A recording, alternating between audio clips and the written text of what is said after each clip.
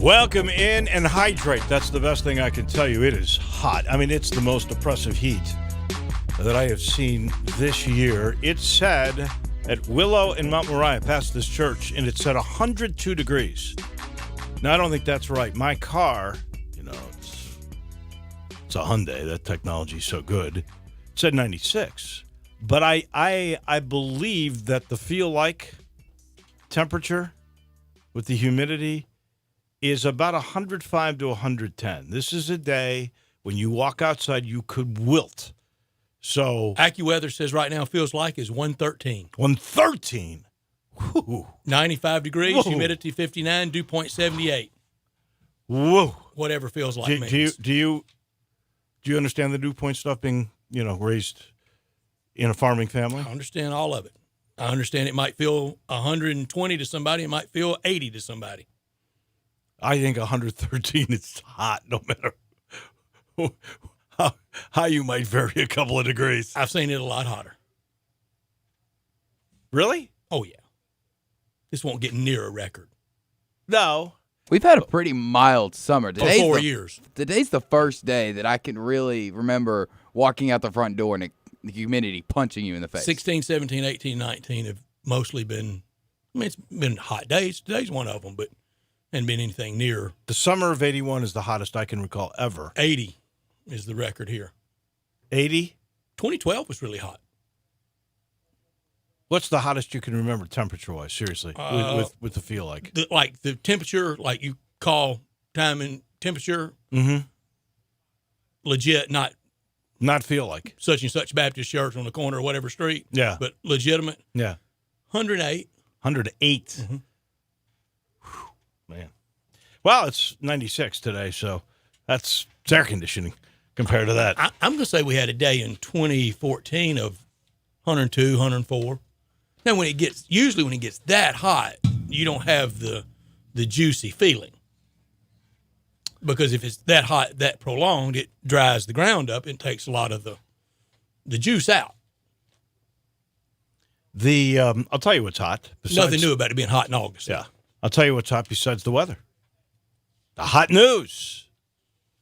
The Grizzlies' schedule is in, ladies and gentlemen. It is. And if we could have, Drew, I know you were in a mad scramble for it. If we could have got it a little bit smaller, just a little, smaller. No, I'm joking. Here, you want to look at mine? Oh, yeah, that's what I need. I basically got that at home.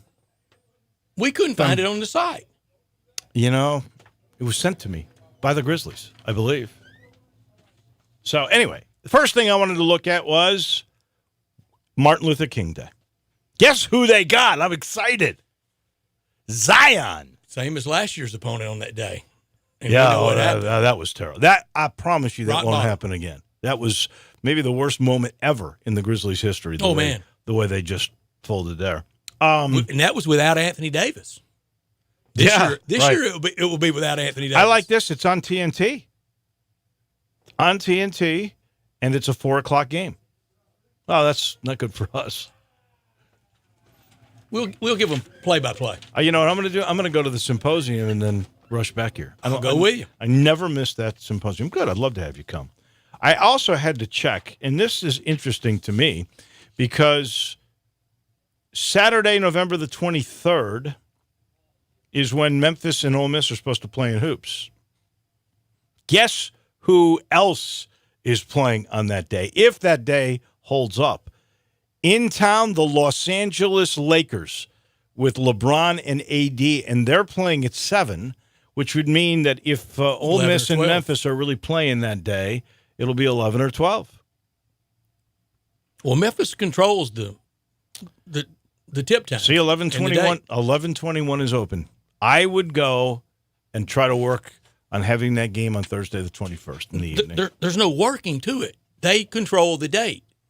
Say the game's going to be on 11/21.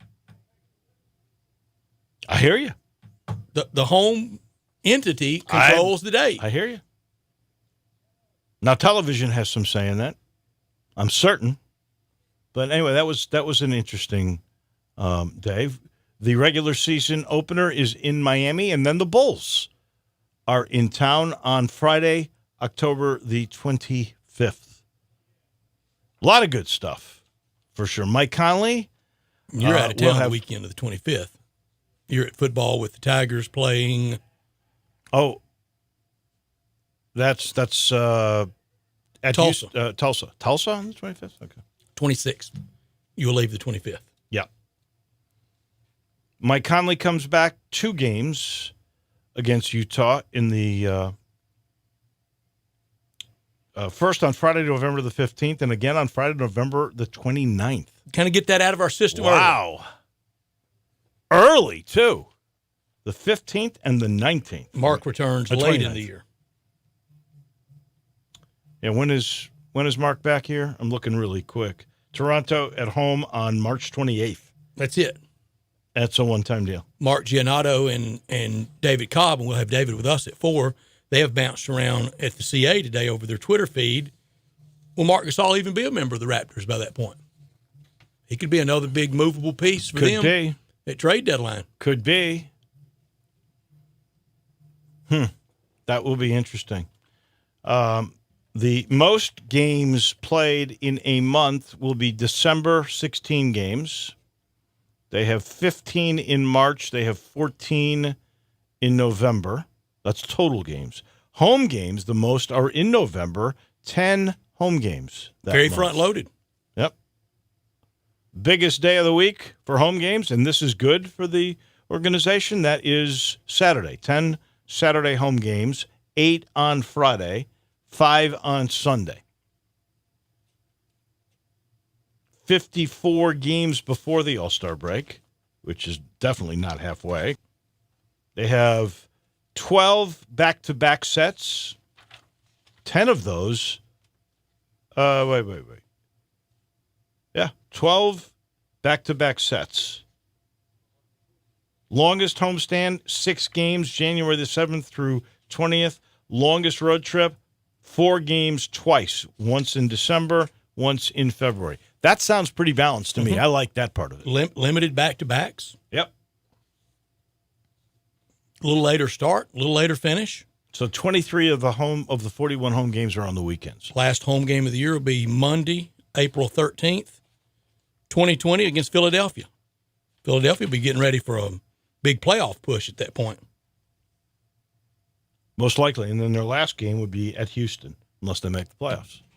Could be some different lineups out there the last night of the year against Houston. For Houston as well. Yeah. Same thing for Philly at home, that last game. Yeah, if you're at the end of the bench for Philly, that may be the night you get some playing time.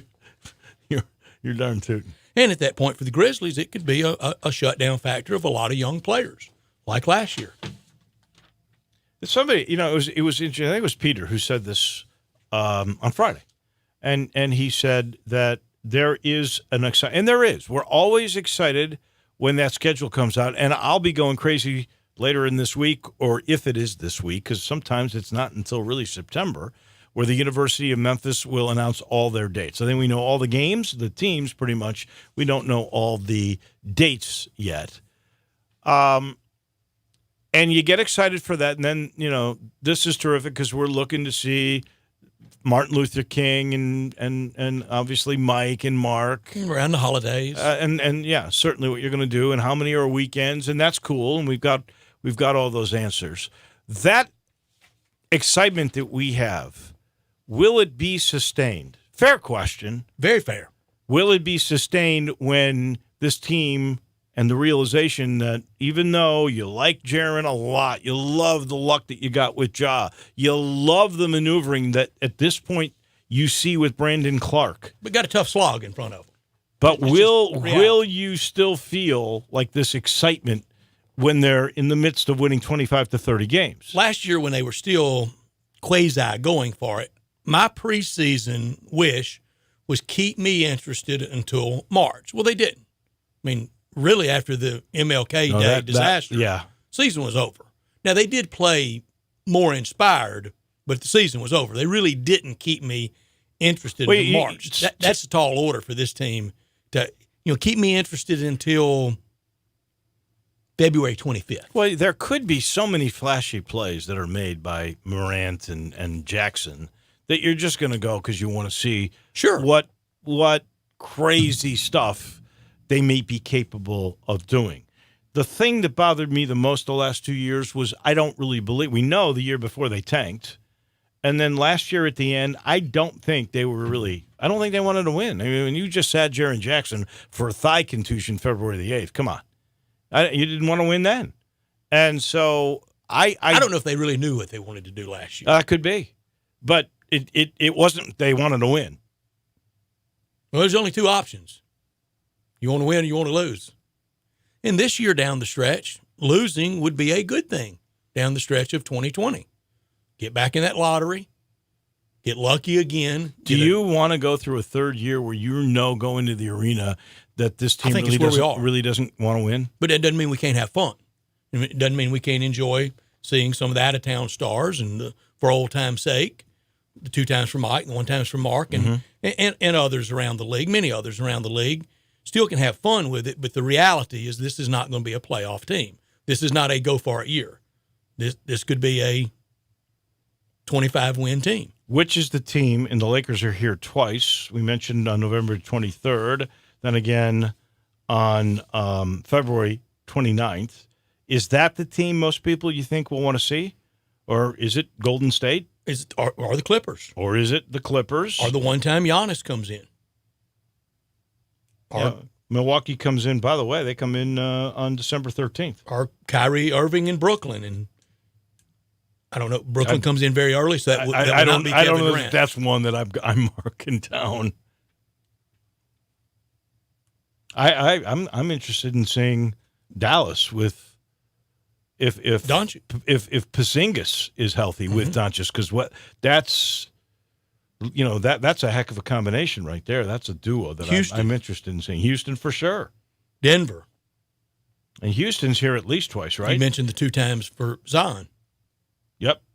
Houston is here on November the 4th, early in the season. You think all the names we just rattled off, and we didn't get to Steph and Draymond and Golden State. No. That's pretty appointment watching. So Houston is here twice. I mentioned the early one in November, and then there is another game in January 14th. Golden State pretty early. Yeah, I mean you've got a lot of interesting early games, including one in Los Angeles, the 4th game of the year. You were excited about Brooklyn. They're here, 3rd game of the regular season. Kevin Durant will not be ready by then. No. I don't think Kevin Durant will be ready till the very end of the year if he comes back at all this year. World champions, the Toronto Raptors. But they're not the same. No, not even close. And they're not, as you mentioned, they're not here till the end of the year. When they get here that late in the year, between injuries, maintenance plan, trades. There's only 7 games left in the whole year when they come here. How many starters that started the last game of the NBA Finals will run out there as a starter that night? Well, Siakam, Kyle Lowry could be shut down by then. We know that Fred VanVleet. Now let's sell a lot of tickets on Fred VanVleet night. It'll be different. You're right. Will Mark be even on that team? And we know the main guy won't. Originally posed by the guys at Commercial Appeal. That was not my original thought. I want to give attribution. Mm-hmm. So that's really the cool story of the day. A lot in there for the Grizzlies. NBA is in. This hour brought to you every day by Lexus of Memphis at 2600 Ridgeway and online at lexusofmemphis.com. Call them at 362-8833. Lexus of Memphis offering the Golden Opportunity Sales Event. Great offers on all 2019 models and always on special lease options. If you ever thought I looked great in a Lexus, well, guess what? Lexus of Memphis thinks you would look outstanding in one of their beautiful cars as well. Drive in luxury and confidence knowing that every new Lexus comes with complimentary first and second maintenance services. Stop by today at Lexus of Memphis at 2600 Ridgeway and put yourself in the driver's seat of an all-new 2019 flagship LS500, and you will be looking and driving in style. Lexus of Memphis, the highest standards in the industry. When you purchase a Lexus, you get top-of-the-line engineering and design, and that makes for the luxury driving experience. 362-8833, online at lexusofmemphis.com. Experience amazing at Lexus of Memphis. Top story of the day. Well, probably it just came in really at 2 o'clock Memphis time, the schedule. But big news today, and not much before the unveiling of the Grizz schedule, was news that the University of Memphis has sold 20,000 football season tickets. They didn't announce a number last year. I'm not sure why, because it was in this ballpark. Allie alluded to that number Friday with us. 2017, they had 22,500. I think this town at this point is capable of somewhere to 25 to 30,000. And there's still time. With obviously, we got 3 and- weeks. I hope they get to, I would love for them to get to 25,000. I think there was a year in the D'Angelo era, although some of those numbers might have included the band and things of that nature. I'm never really sure. But I think 25,000 may have been the most. I know that the last time Ole Miss and Memphis played in the Liberty Bowl 2015, the crowd that night was announced, or that day was announced at 60,241. Legit. If they can get there again, or even anywhere near 55,000, I am happy. I take anything with a 5 in front. If it's 50,001, I think that's a win for Labor Day weekend. There's a lot coming at you that weekend. The last run at the lake, a lot of travel baseball, a lot of travel, a lot of TV. I think anything with a 5's good. Anything with 2 5s, 55, 56, or above, really good. My top story, Grizzly schedule out, and no shocker, New Jersey Tech, Houston Baptist, and Centenary's not on it. Every NBA schedule is brutal. No matter when you play them, it's all really tough. We know the West will be tough, and now the East is getting to be more formidable. And in the last 2 years, the Grizzlies' record against the East, 13 wins and 47 losses. And what is the road record against the East? Not sporty. 1 win, maybe? Is it 1 win? Did they get a win last year against the East? West remains brutal. East gotten tough, and it hadn't been easy on the Grizzlies the last 2 years. But the one thing I'll say is there a super team? No, but they're all pretty good. There's not Golden State this year. No. And there's not a super team in the East for sure. Yep. I agree with that 100%. Not top story of the day. Well, a couple things quickly here. Precious Achua, we are finding, did not make the trip to the Bahamas. Not an injury, thank goodness, but a passport issue.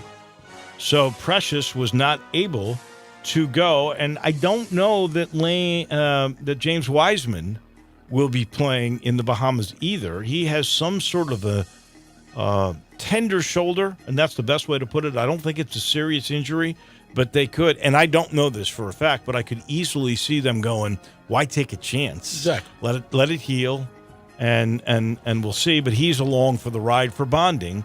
But Precious could not go due to the issue of passports. My not top story, it all but got ugly in Jersey City at Liberty National. Bryson DeChambeau, we know how smart he is, and we also know how slow he plays, and that's been the subject of a lot of ire about a lot of players don't dare question him about it. He gets really perturbed about it.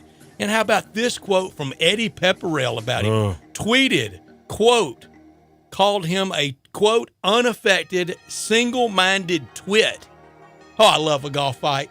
Did you see the 2 or 3 minute press conference that Bryson DeChambeau had? He doesn't like being questioned. No, he doesn't, but I actually thought he was pretty low-key in the way he was trying to deliver this, and he was taken on by Brooks Koepka. He knows he can't win that battle. So he was there was a deference to his speech when it came to Koepka, and he pointed this out, which I'm really interested in talking with Ted Butler about this. He claims a lot of the times when it appears he's slow, he's really not been that slow because he's already been waiting for 20 to 30 seconds because he walks faster than everybody else.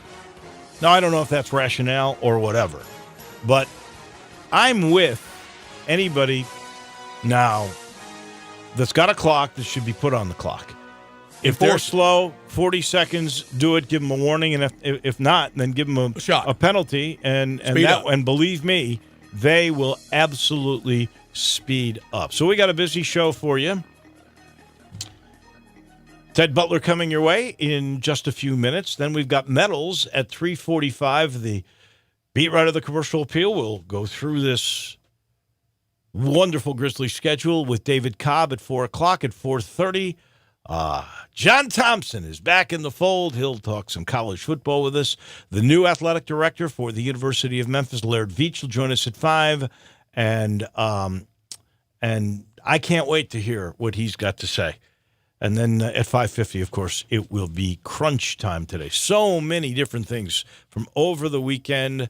It'll be a lot baseball of schedule fun out to today. watch. The new baseball schedule. I saw that. For 2020 and opening. Nothing says opening weekend in St. Louis like March 26th? No, the next weekend. Cardinals and Orioles. Oh. Orioles' first appearance at New Busch Stadium. I'm about to make a trip up. A Thursday opener, off on Friday, Saturday, and Sunday. They've only appeared in St. Louis one other time, only one series ever at Old Busch Stadium, never at New Busch Stadium. The Cardinals play the East next year. No Red Sox trip to St. Louis, though.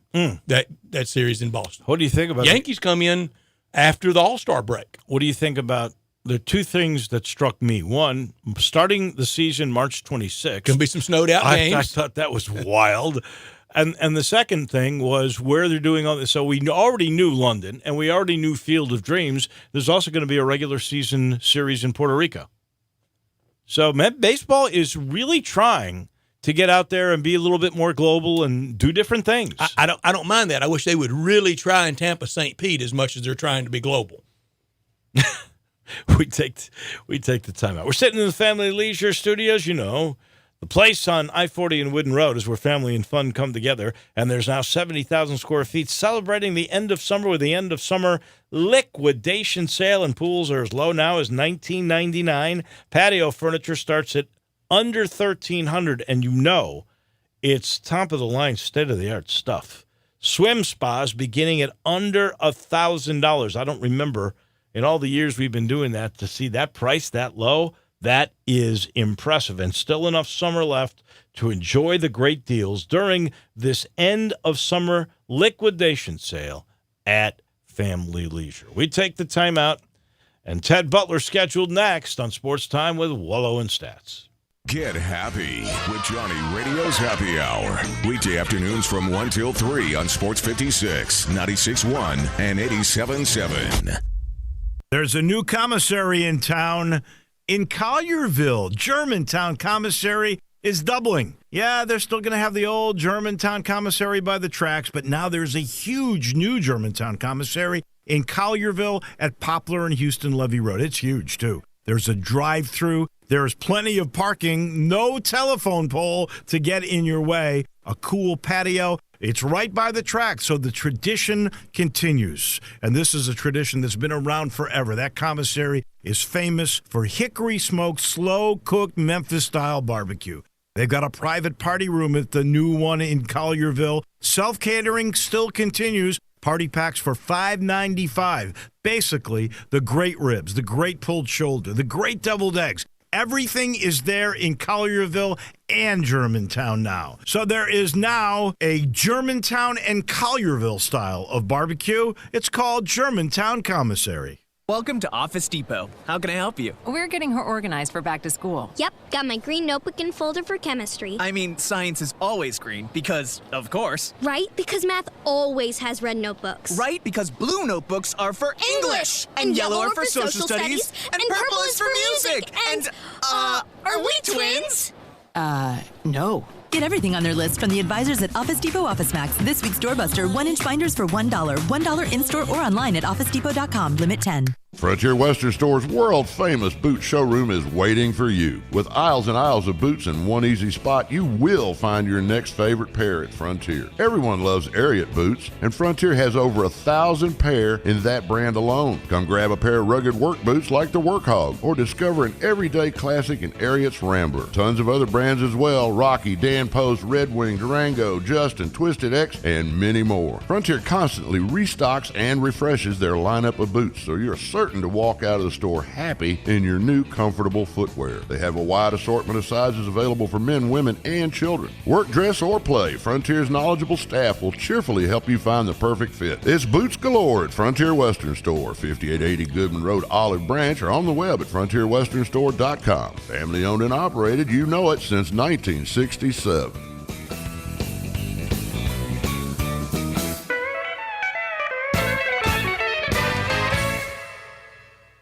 Hey Tiger fans, this is John Stacy of the Blue and Gray Show. You can hear Drew Barrett and I talk Tigers with Tigers every Sunday at 5 right here on Sports 66, 96.1, and 87.7. Drew, who do we got in the studio with us this week? This week on the Blue and Gray Show, joining John in studio is Sports 56's very own and former Memphis lineman Gabe Kuhn. The president of the U of M, David Rudd, will be calling in along with some other surprise callers. Thanks, Drew. We'll be here Sunday on Sports 56, 96.1, and 87.7. The Blue and Gray Show, where we talk Tigers with Tigers.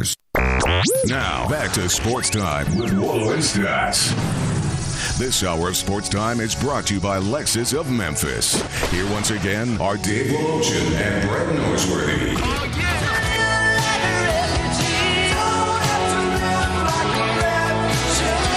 We got so much going on, football and the Ole Miss-Memphis game and season tickets and the Grizzlies schedule out, and we'll be talking more and more about that as the show goes on. But in this time slot, at least for the next few weeks still, we've got our friend through the playoffs. That's Ted Butler from the Summer Golf and Games.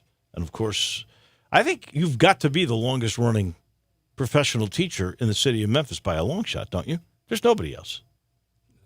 50 years? I can't imagine. No. I mean, you're double anybody. Probably. Seen a lot of golf swings. Senior status, boy, you have. I tell you what. All right, so let's. You talk about Oosthuizen, the best out there. Through all the years of instruction, you're giving a lesson and you're going, buddy, you don't need it. Just don't do anything to that swing. Who's had the best? Who's had the best swing you've ever instructed? Well, that's a tough one between Jason Walters and Gossett and Frank Gusmus. David, how about David Hauser? I watched one day you give him a lesson. David? And I could not believe. Why did he need a lesson? Every time he struck it perfect. Did you ever do Vance Veazey? No, Vance. The Wittenbergs? Jimmy. Long time ago. I wasn't even a good teacher then. I mean, we were just talking, basically. Did you know and ever play with John Schlee? No.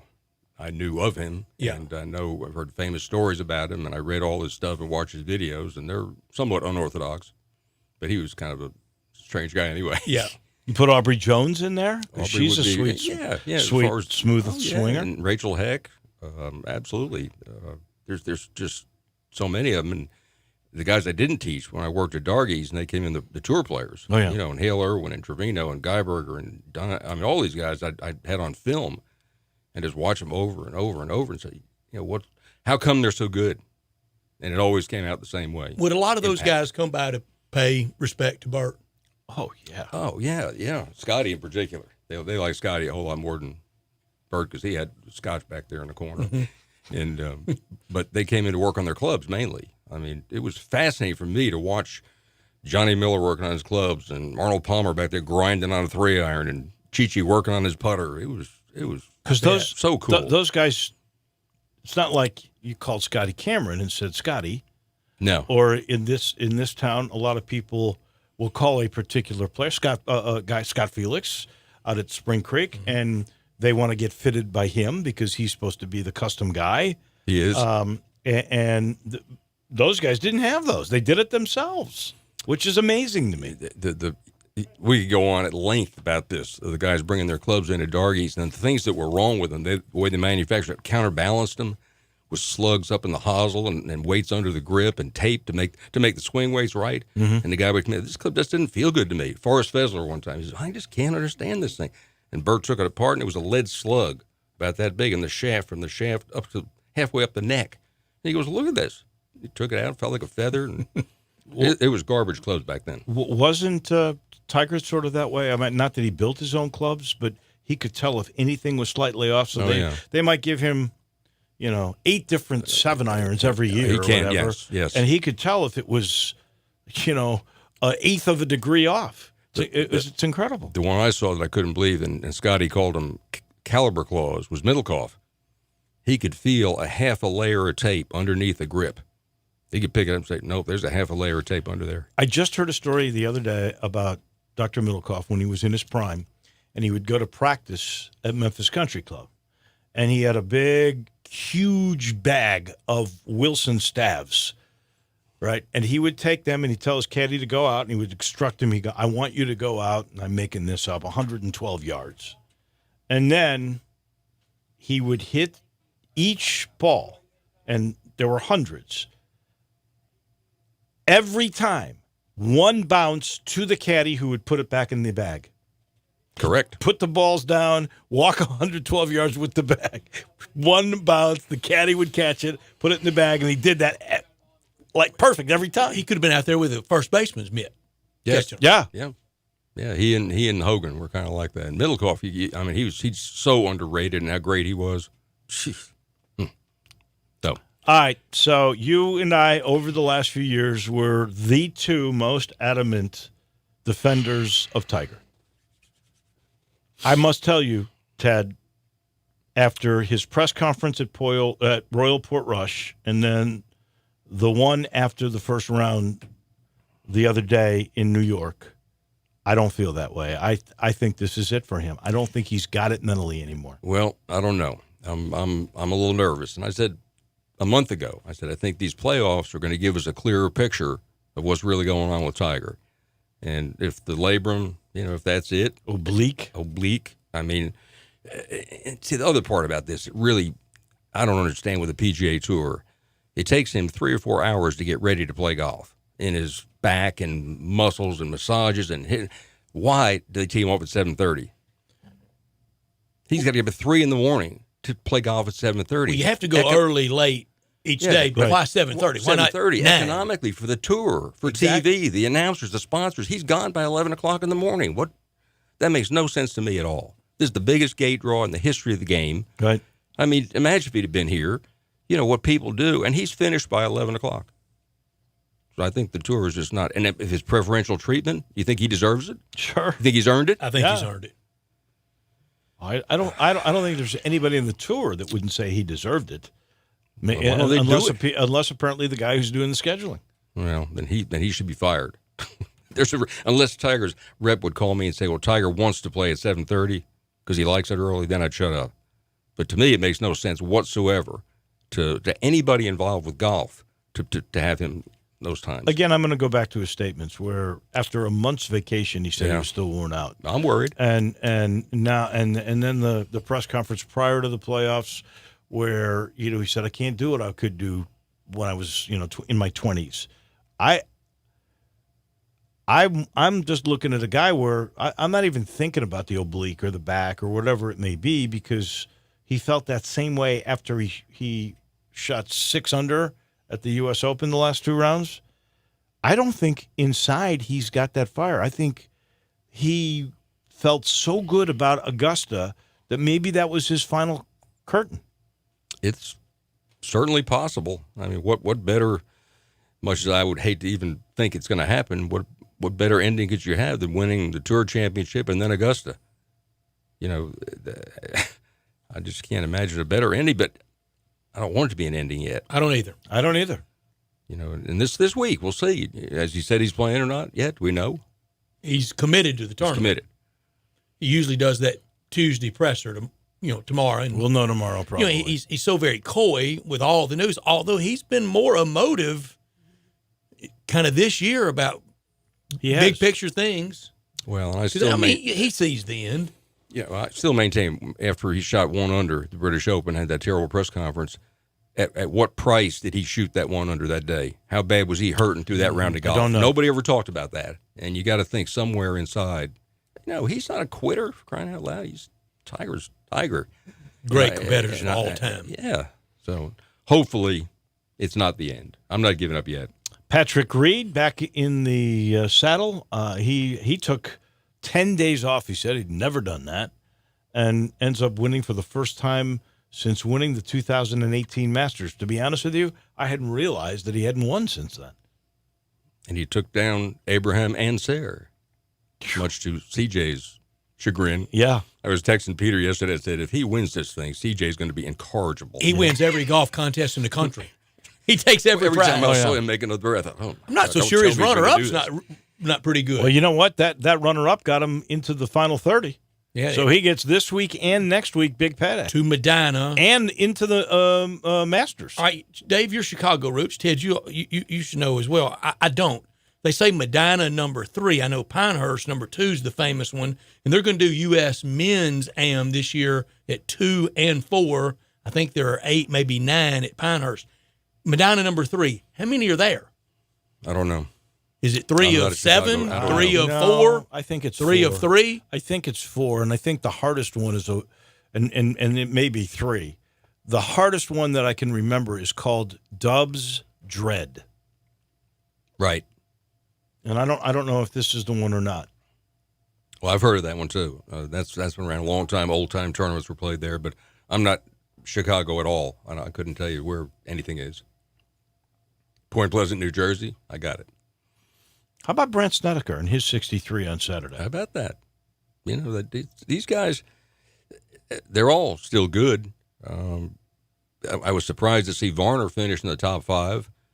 I was happy for that. I am too, because he's a grinder. He's working hard. You know, you've talked about how he got close and that Sunday killed him. Maybe ended his career. This at least was finally career. I just said he had finally a response. He had a horrible last round at the PGA. Yes. Bethpage Black. Yeah, learning curve. You know that they go. That happens. So she's an 80, and then they come back. They learn from it. I know the difference right now, and probably a few more career wins and a little more money. But Brant Snedeker's career not that far off, except for a major. It's not that far off from Justin Rose's, is it? No, except for the majors, and the gold medal, and Well, both of them pretty big exceptions. I got to tell you, both of them won FedEx Cups too, and other than the majors and the players and maybe WGC events. Well, maybe higher because you get $15 million now. It used to be 12. Winning a FedEx Cup is a pretty big deal. They both got that. Snedeker got that. But that major, that hangs over them all, doesn't it? For good or for ill. Oh, absolutely. I'm really interested in the FedEx Cup this year. I am too. I'm very curious. The people I love Medina and I love East Lake. Yeah, this is interesting. And if he would play, then it'd be even more interesting. You'll love this story, and I'm seeing it for the first time, but, Jason Day, again, hasn't been playing very well, and he missed the cut. So what does he do? He fired Stevie Williams, his caddy today. Really? Yeah. Well. That didn't last very long. It says, he quoting, parting with Stevie was a mutual decision and not an easy one to make. He's the ultimate pro. It was a real learning experience being exposed to a caddy who's achieved what Stevie has. He has worked with the best. How could Stevie tolerate caddying for anybody that doesn't play like Tiger or hit the ball like Adam Scott? Yeah, I mean, you've been with the best. I mean, he said it was a disconnect of old school and new school. What does that mean? He doesn't practice. Maybe Jason Day doesn't practice enough? Well, it could be because Stevie, in the books, the Haney book and this and that, he was all over Tiger about towards the end of not working as hard as he used to. You're not putting in the reps, you're not putting in the time, you're not on the putting green. And he was the first one he and Haney both got all over him about that. So maybe Jason either couldn't because of his injuries put in the time, or maybe he just doesn't. Maybe he's a pretty happy guy and doesn't need it. And the next big wave is on the way. There are so many great young players, and I think the 14 first-time winners this year, that shows you the wave. And next year, it wouldn't shock me if that number again or more with the way the big boys are cherry-picking tournaments. It opens the door for a first-timer. To me, that's exactly right. The reason there are so many first-time winners is that so many big-name players have cut their doggone schedule to the barest of minimums. How about Brooks Koepka yesterday? Did you see the interview after he finished with a 6 and 7 on 8 and 9? and he was talking to whatever her name is, Amanda Ballion or something. He goes, I don't know where the ball's going. He goes, I don't have a clue. I had 4 or 5 holes in a row. I hit it great, and all of a sudden it was gone. He knew in Memphis. He goes, I have no idea where it's going.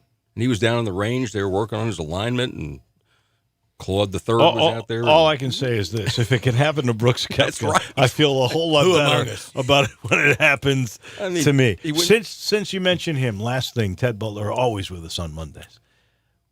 The DeChambeau slow play stuff, where he's sort of defending himself because he walks fast, but defers to Koepka, who's killing him, and then of course the tweet From who Eddie called Pepperell. who called him a twit. Yes. What do you do? I really think we've gotten to the point now, for TV and for everything else. Put the guy on a 40-second clock. If you have to have a clock on a cart that it's on each hole that follows the group, do it. And give him one warning and then set up a penalty. Because I got news for you. After that first penalty, they won't do it again. That's what Dottie Pepper said when she was on with Eli and Greg.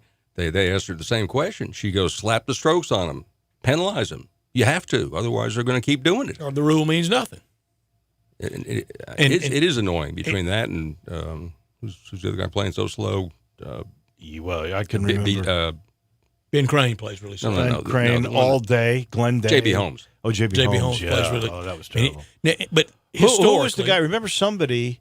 I think it was Ian Poulter that actually walked. He just got tired of waiting and went to the next tee box and teed off. And then he sort of got in trouble for that. Who was the player he was playing with when that occurred? Didn't that happen at Congressional? I think so. No, Rory Sabatini stormed in front of it was someone. Sabatini who left, yeah. Who was it he stormed in front of? Yeah, and it got really ugly.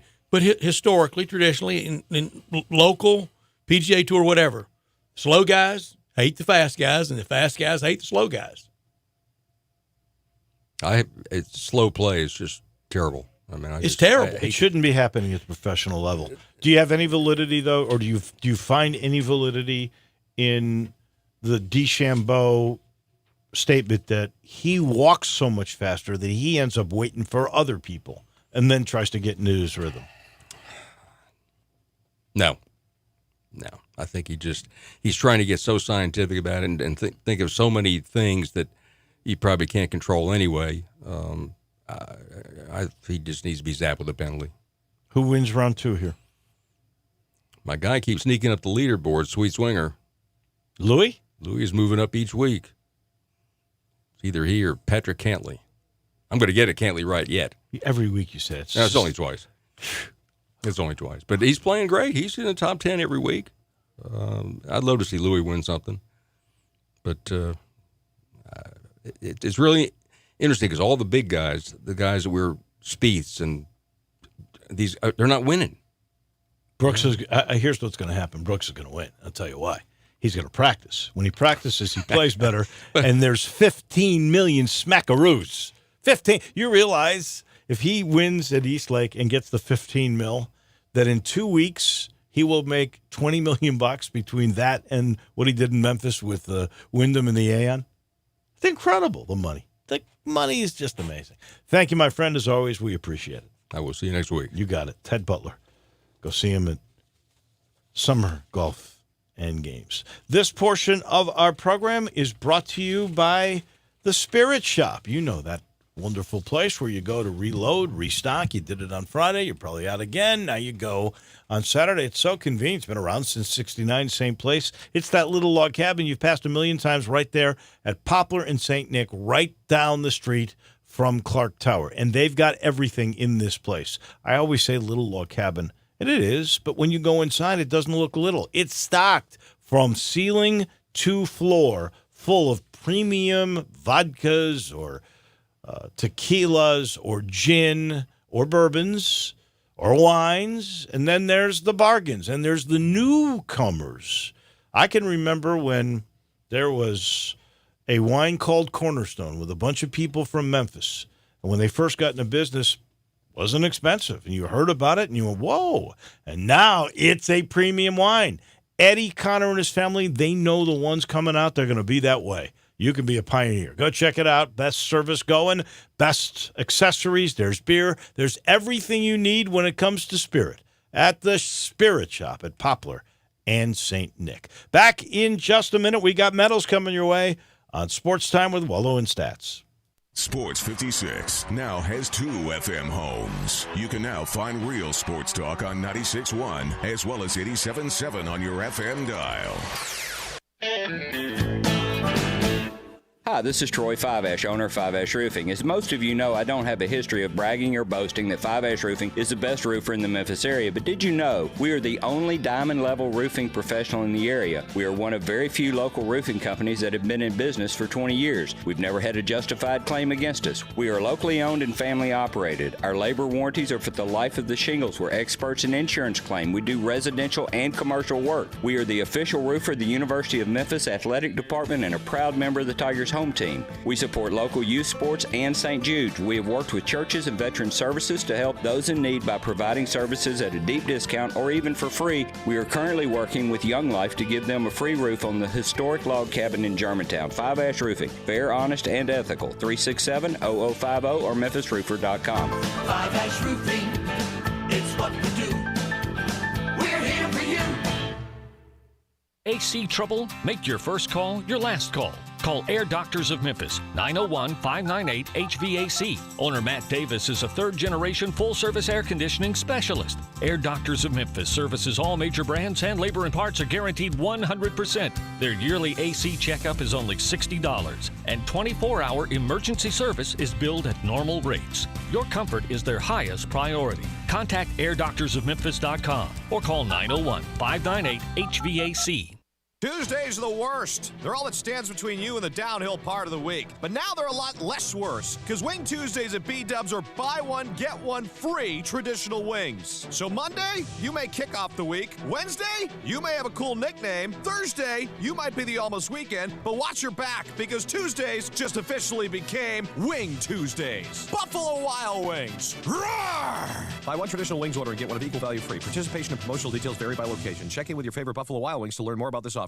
Are you tired of all the clouds and bad weather? Rain brings pollutants that can wreak havoc on your car's finish, but there is someone who can help. Car Wash USA Express has introduced their most advanced car wash yet with the exclusive Polymer Pro Wash, creating a stronger, more consistent protective sealant for your car's finish. Polymer Pro can only be found at Car Wash USA Express, where attendants are always on duty to keep you and your vehicle safe. For more information and locations, visit carwashusaexpress.com. Car Wash USA Express, because a dirty car is a dirty shame. Book a Caribbean vacation for your mouth at Curry and Jerk. So you are Arturo, and you came together with Ricardo to create Curry and Jerk for what? To bring people together, to share our culture and letting people smile by eating the food that we're used to. We wanted to bring the combination of the West Indies culture to share right here in America with others. And you don't have to go all the way to the Caribbean to have a taste of the Caribbean. You can have it right here in downtown Memphis. That is absolutely correct. Chef Ricardo, tell me a little bit about Sunday brunch. Yeah, our Sunday brunch is like something different that you will get. It's like a mixture of the Caribbean mixed with the basic type of brunch people used to here in Memphis, but we just turn it up a notch with our Caribbean spices and flavor, and it is such a big difference. At Curry and Jerk, located in the heart of downtown Memphis at 126 Monroe. Lunch daily from 11 to 2, dinner Tuesday through Thursday 5 to 10, Friday and Saturday 4 to 11. Introducing Top Tracer Range, the new ball tracking and gaming system at Golf and Games Family Park. Top Tracer gathers data such as distance, carry, ball speed, and more. Compete against friends in a points game, long drive, and virtual golf at courses such as Pebble Beach and St. Andrews. Golf and Games Family Park is a great setting for group and company outings, golf lessons, or individual practice. Experience fun, friends, family, and introducing Top Tracer Range, the new ball tracking and gaming system at Golf and Games Family Park, 5484 Summer Avenue. Now, back to Sports Time with Wolo and Stats. This hour of Sports Time is brought to you by Lexus of Memphis. Here once again are Dave Woloshin and Brad Norsworthy. Welcome back into the Family Leisure Studios. You know, a little on-air live discussion here, programming. I think we should save medals. because there's plenty of them. I'm good with it. I got plenty. You know my rust, though. I think we should save those because there's just not enough time. And there is a bunch of stuff. I've even got one for the Baltimore Orioles. So, Drew, you want to save that for later for sure. Boy, it was a brutal week for them. Yeah, but they got one big one. They lost 23-2. That was. Doesn't matter how much you lose by. It still only counts as one game in the loss column. I had the Orioles plus 20.5. If you look what at it got me. If you look at run differential, that would hurt you. I don't think we're too worried about tiebreakers there, Dave. How about your Cards doing what they did? I give them a medal too. I'm surprised with this swoon by the Pirates. I think it's ultimately going to take down Clint Hurdle. That revived baseball somewhat in Pittsburgh, and it's going to be a tough task for them to find somebody for the next 10 years and going forward that's been better to them than Clint Hurdle. They've just quit since the All-Star You know what, though? break. I will tell you this. And I'm surprised when by that. you get the whole league mad at you, your whole division doesn't want to play against you because they think you're got coming people gunning at 'em. for you. You know, and I hate to say it, but since that brawl and basically everybody on Cincinnati outing them as a team that doesn't care about the welfare of other players, they've not played well. If I'm the Pirates, the worst thing he could say is no, and he probably would say no. I call Tony La Russa and say, what do you want? And just see if he's got anything How old is left. Tony now? I'm guessing I'm going to say 73.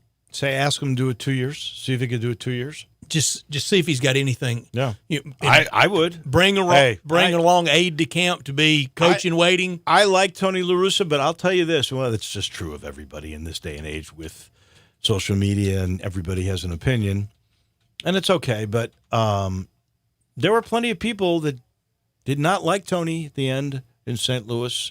There were plenty not of at the end. They loved him at the end. There were plenty of people that were saying, "Oh, this thing batting the pitcher eighth. Come on." They got a little goofy, and Tony hadn't said this in interviews, but he's gotten really close to it. And I was around him a little the night his number was retired at Busch Stadium in 2012. That whole pitching malfunction down at Arlington in the World Series, some have thought it might have been a senior moment.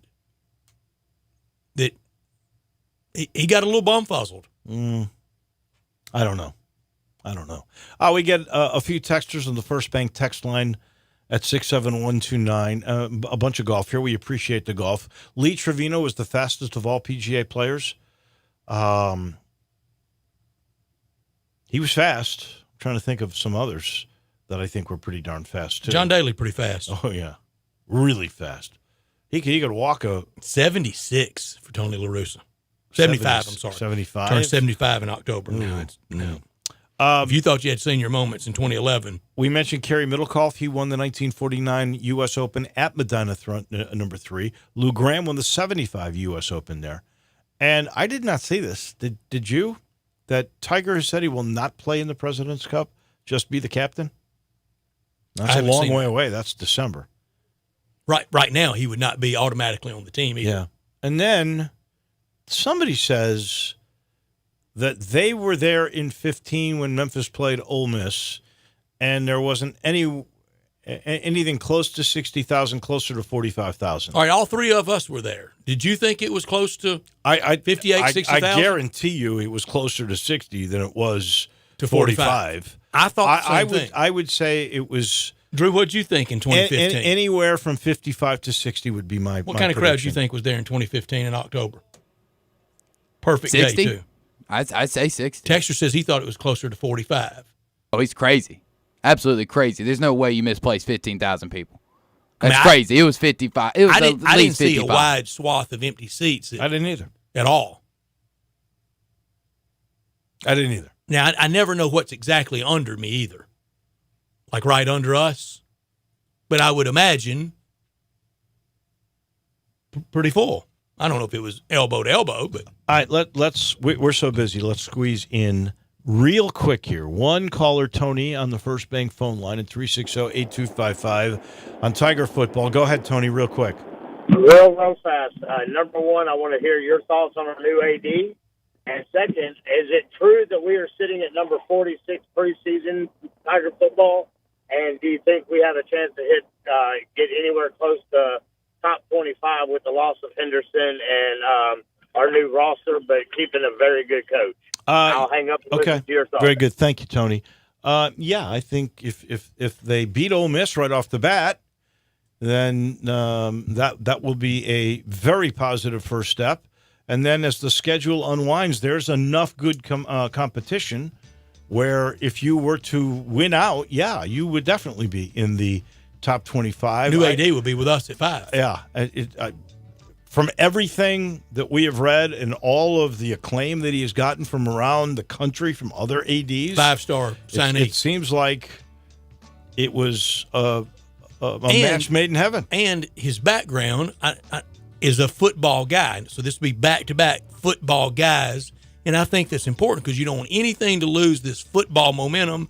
Basketball, it'll take care of itself here. Yeah, especially with the coach who's there right now. And I think that's a good point. This guy is a football guy.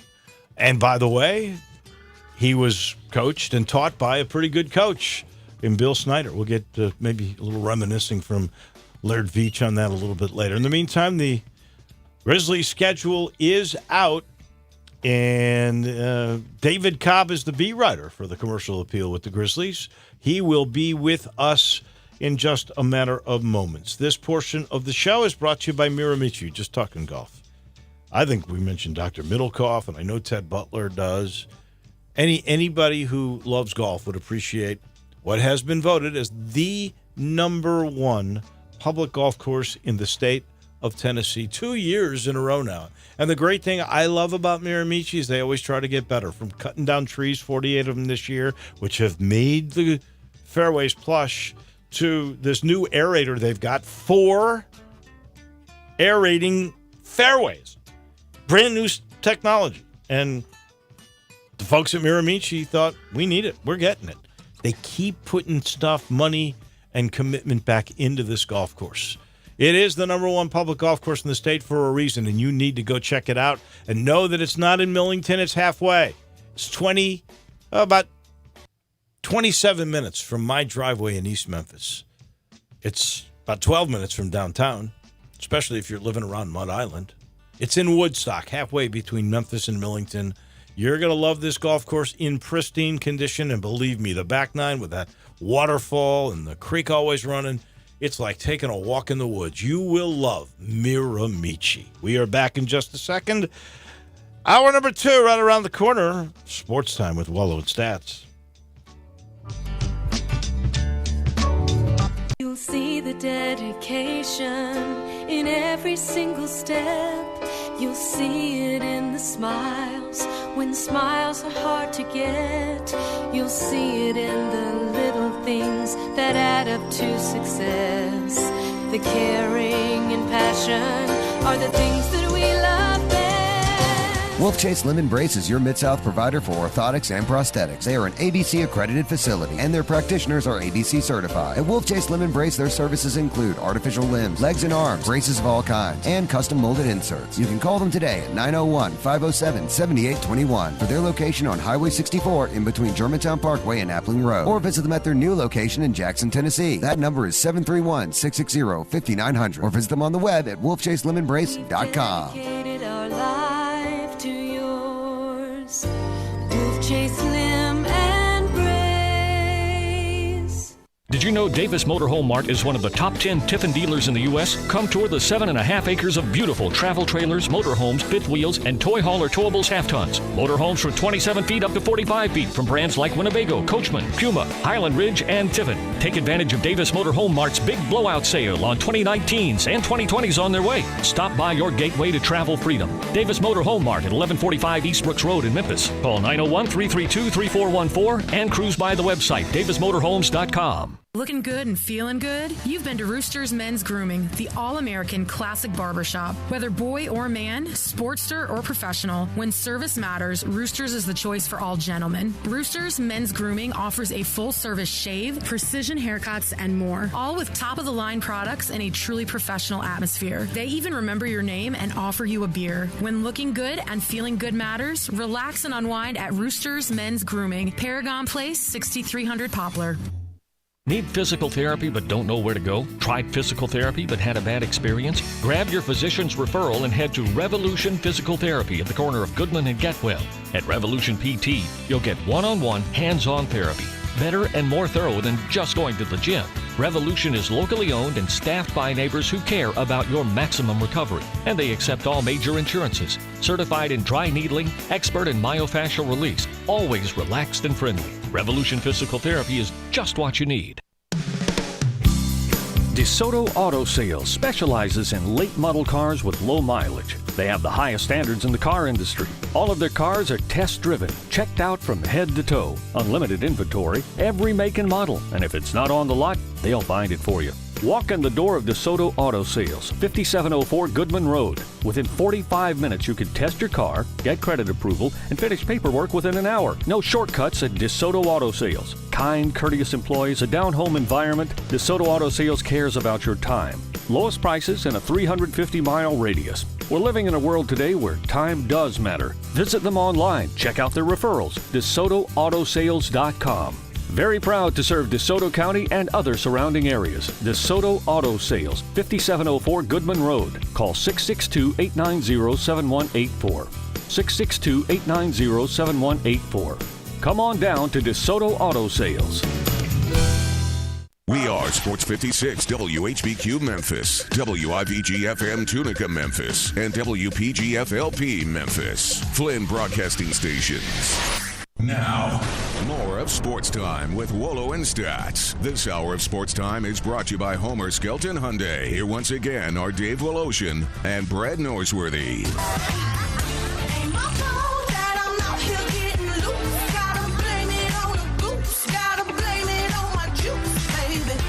Welcome back in on this scorcher again, please. If you're outside for any reason, hydrate.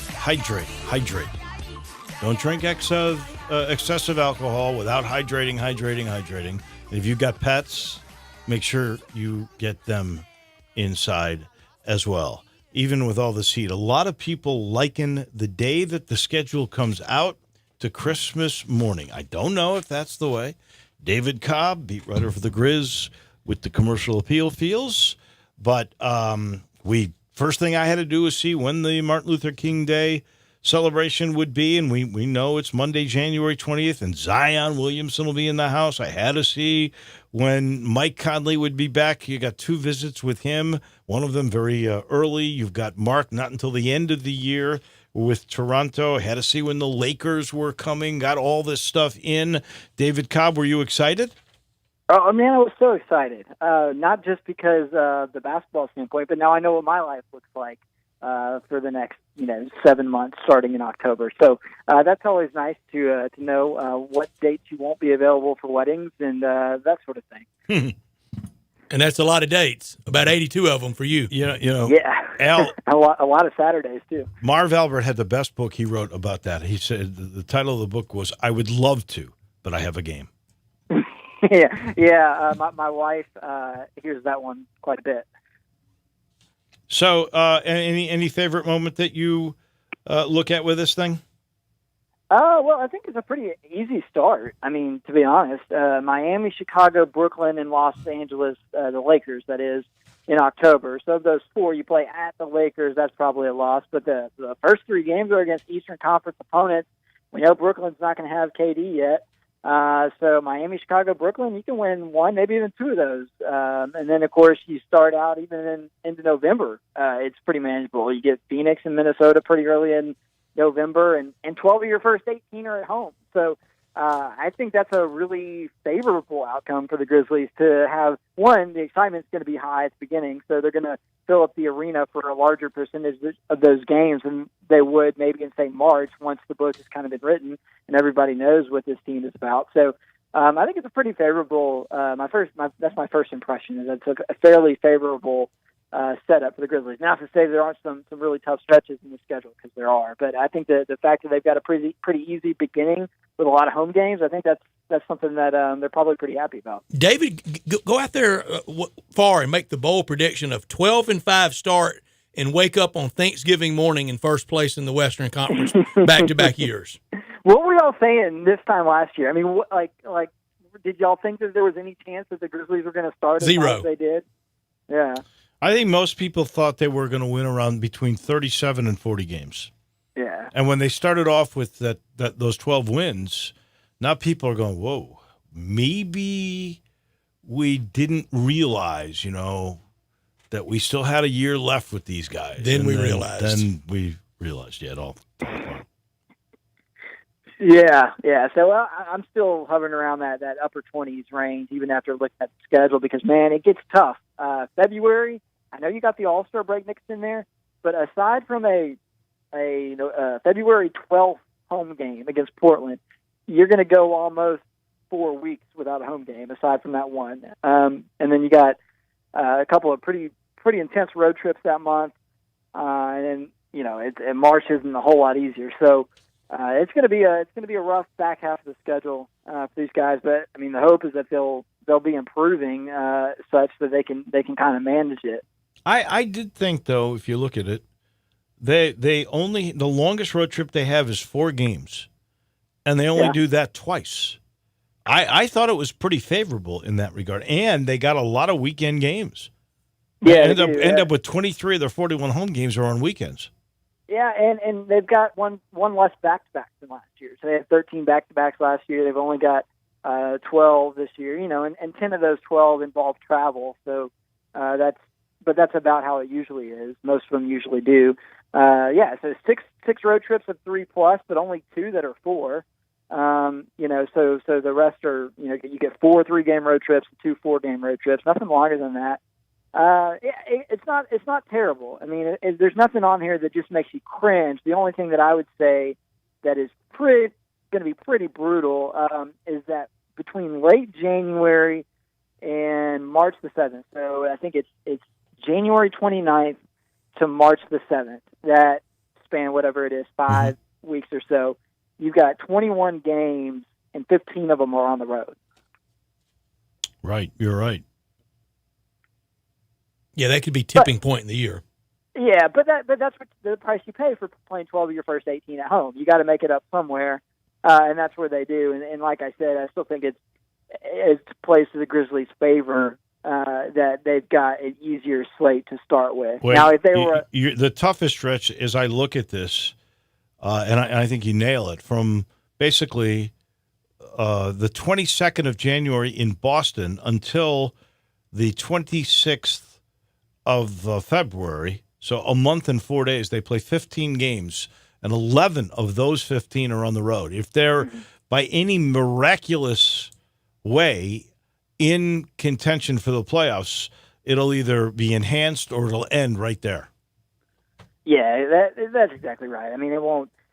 They won't escape that stretch without being exposed a little bit, and they could get exposed really early too. I mean, I know that it starts kind of early, but by late November, you've got a stretch of, all right, this is a 7-game stretch here: Utah, Denver, Golden State, Lakers, Pacers, Clippers, Jazz. That's how you end the month of November. That's right. So it starts early, but yeah, then it gets pretty rough there in late November. That will expose them for what they are, and then maybe I think in December they can kind of get their heads above water again, and then come that February, it's going to be. I've got February ranked as my toughest month right now.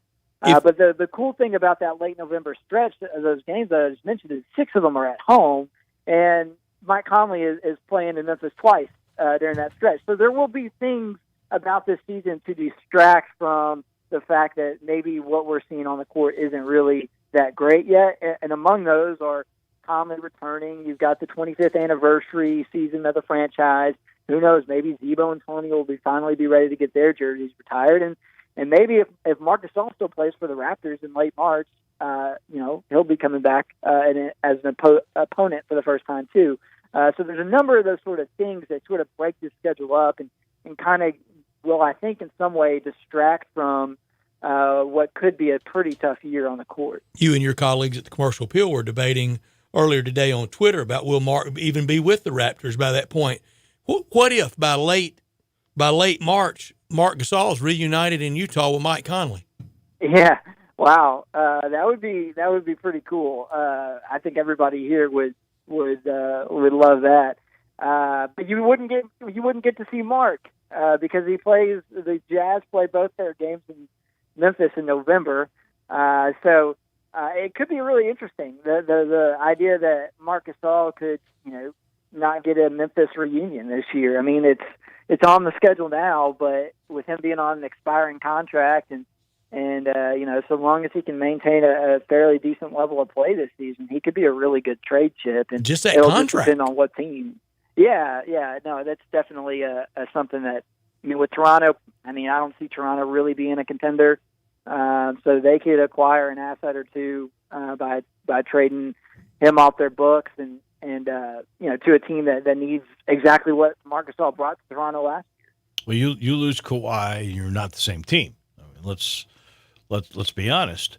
But I'm looking at this, and there's no Golden State Warrior team that we saw the last 2 or 3 years that would be the highlight. There's no LeBron Cleveland team with a big three. There's no Kobe Bryant when he was with the Lakers that was such a drawing card that you that you had to make sure if you were in an opposing city and they were coming to your town that you had to buy those for Christmas presents early.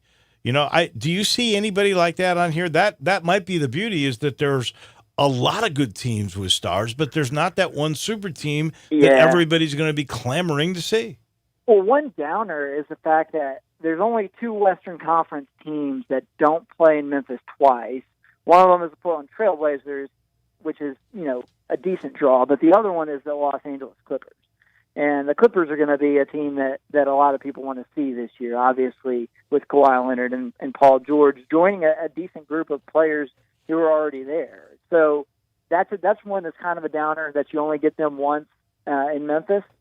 But that's just the way it is. That's rotational. That's cyclical. There's 4 teams out of the West that the Grizzlies only played 3 times, and there's 2 teams that only played in Memphis once out of the West, and they're one of those teams. So I think you still get a pretty big draw with the Warriors. I think that's probably still a sellout because of Steph. Now, you don't have KD anymore, and you might not have Clay, but I think Steph Curry, just the number of kids that you see wearing his uniform whenever they were here last year, it just blows your mind, and I think that they'll still have enough draw. And then, there's enough talent kind of spread out throughout the league. It feels like now that, there could be maybe more sellouts. I think they peaked out at 3 sellouts last season, I want to say. I want to say they can maybe get to 5 or 6 this year, because you think about like that Jazz game, that first Jazz game with Conley, probably a sellout. And then you think about the one time the Clippers do visit, that's probably a sellout. And then the Lakers and LeBron. the Warriors each being here twice. If you could sell those out, you could get to Houston. Well, and don't forget, Martin Luther King is absolutely exactly as good as. And here's, so you're looking at probably 10 that potentially could be sellouts. You really could. And here's one, and you might say they play 3 games over the course of Friday, Saturday, Sunday, Monday. They play Friday night against the Bucks in December. Saturday night, right back the next night against Washington, and then on Monday night, 2 days later, against Miami. You might sacrifice some crowds Saturday and Monday, but Giannis could move the needle approaching a sellout. Yeah, I think so. And that'll be a fun game too, because that'll be Taylor Jenkins' reunion against Mike Budenholzer, who's his mentor and the guy he worked for. Now I know that one doesn't draw, that element of it doesn't draw the fan intrigue quite as much, but that can make that a really fun kind of game there in December. December is brutal from the standpoint of, I think there are 4 back-to-backs in December and 16 games total. So it's a pretty beefy slate in that regard, but it's manageable. The teams that you're playing, you get Oklahoma City twice, they're going to be down. You get Washington and Miami at home, like you mentioned. Those could be winnable games. So December is going to be a fun month. That's going to be a mixed bag. It's going to be a growing month for them, and a little bit of a wild card. And so that's one that I kind of have circled as a month that's just going to be, who knows exactly what it's going to be, but maybe they could come out of that one with 6 or 7 wins and feel all right about themselves going into a new calendar year. Does David Fisdale, coming, by the way, on April Fool's Day, April the 1st, does him coming back now that we're removed from any of pretty much his administration, does that mean anything, do you think? That's kind of wild if you think about it. I think Dylan Brooks and Ivan Rabb would be if Ivan Rabb is still on the roster, would be the only players who had been coached by Fisdale. I'll have to double check that. But, I mean, that was not that long ago. And the fact that things are as different as they are now is kind of unbelievable. And by that point in the season, I don't know. The thing that'll be more interesting about that one, hopefully, will be the R.J. Barrett versus John Moran element to it, and seeing, okay, well, the number 2 versus the number 3 pick, there was this little bit of a sentiment out there that maybe the Grizzlies should have considered RJ. Does he come in here and have an explosive game? But the Fisdale thing is just wild for the fact that it's only been, less than 3 years, and everything is completely different now. Everything's completely overhauled. And so the fans will recognize and appreciate him being back. But in terms of the organizational figures, there's no one around anymore. And that's just kind of wild.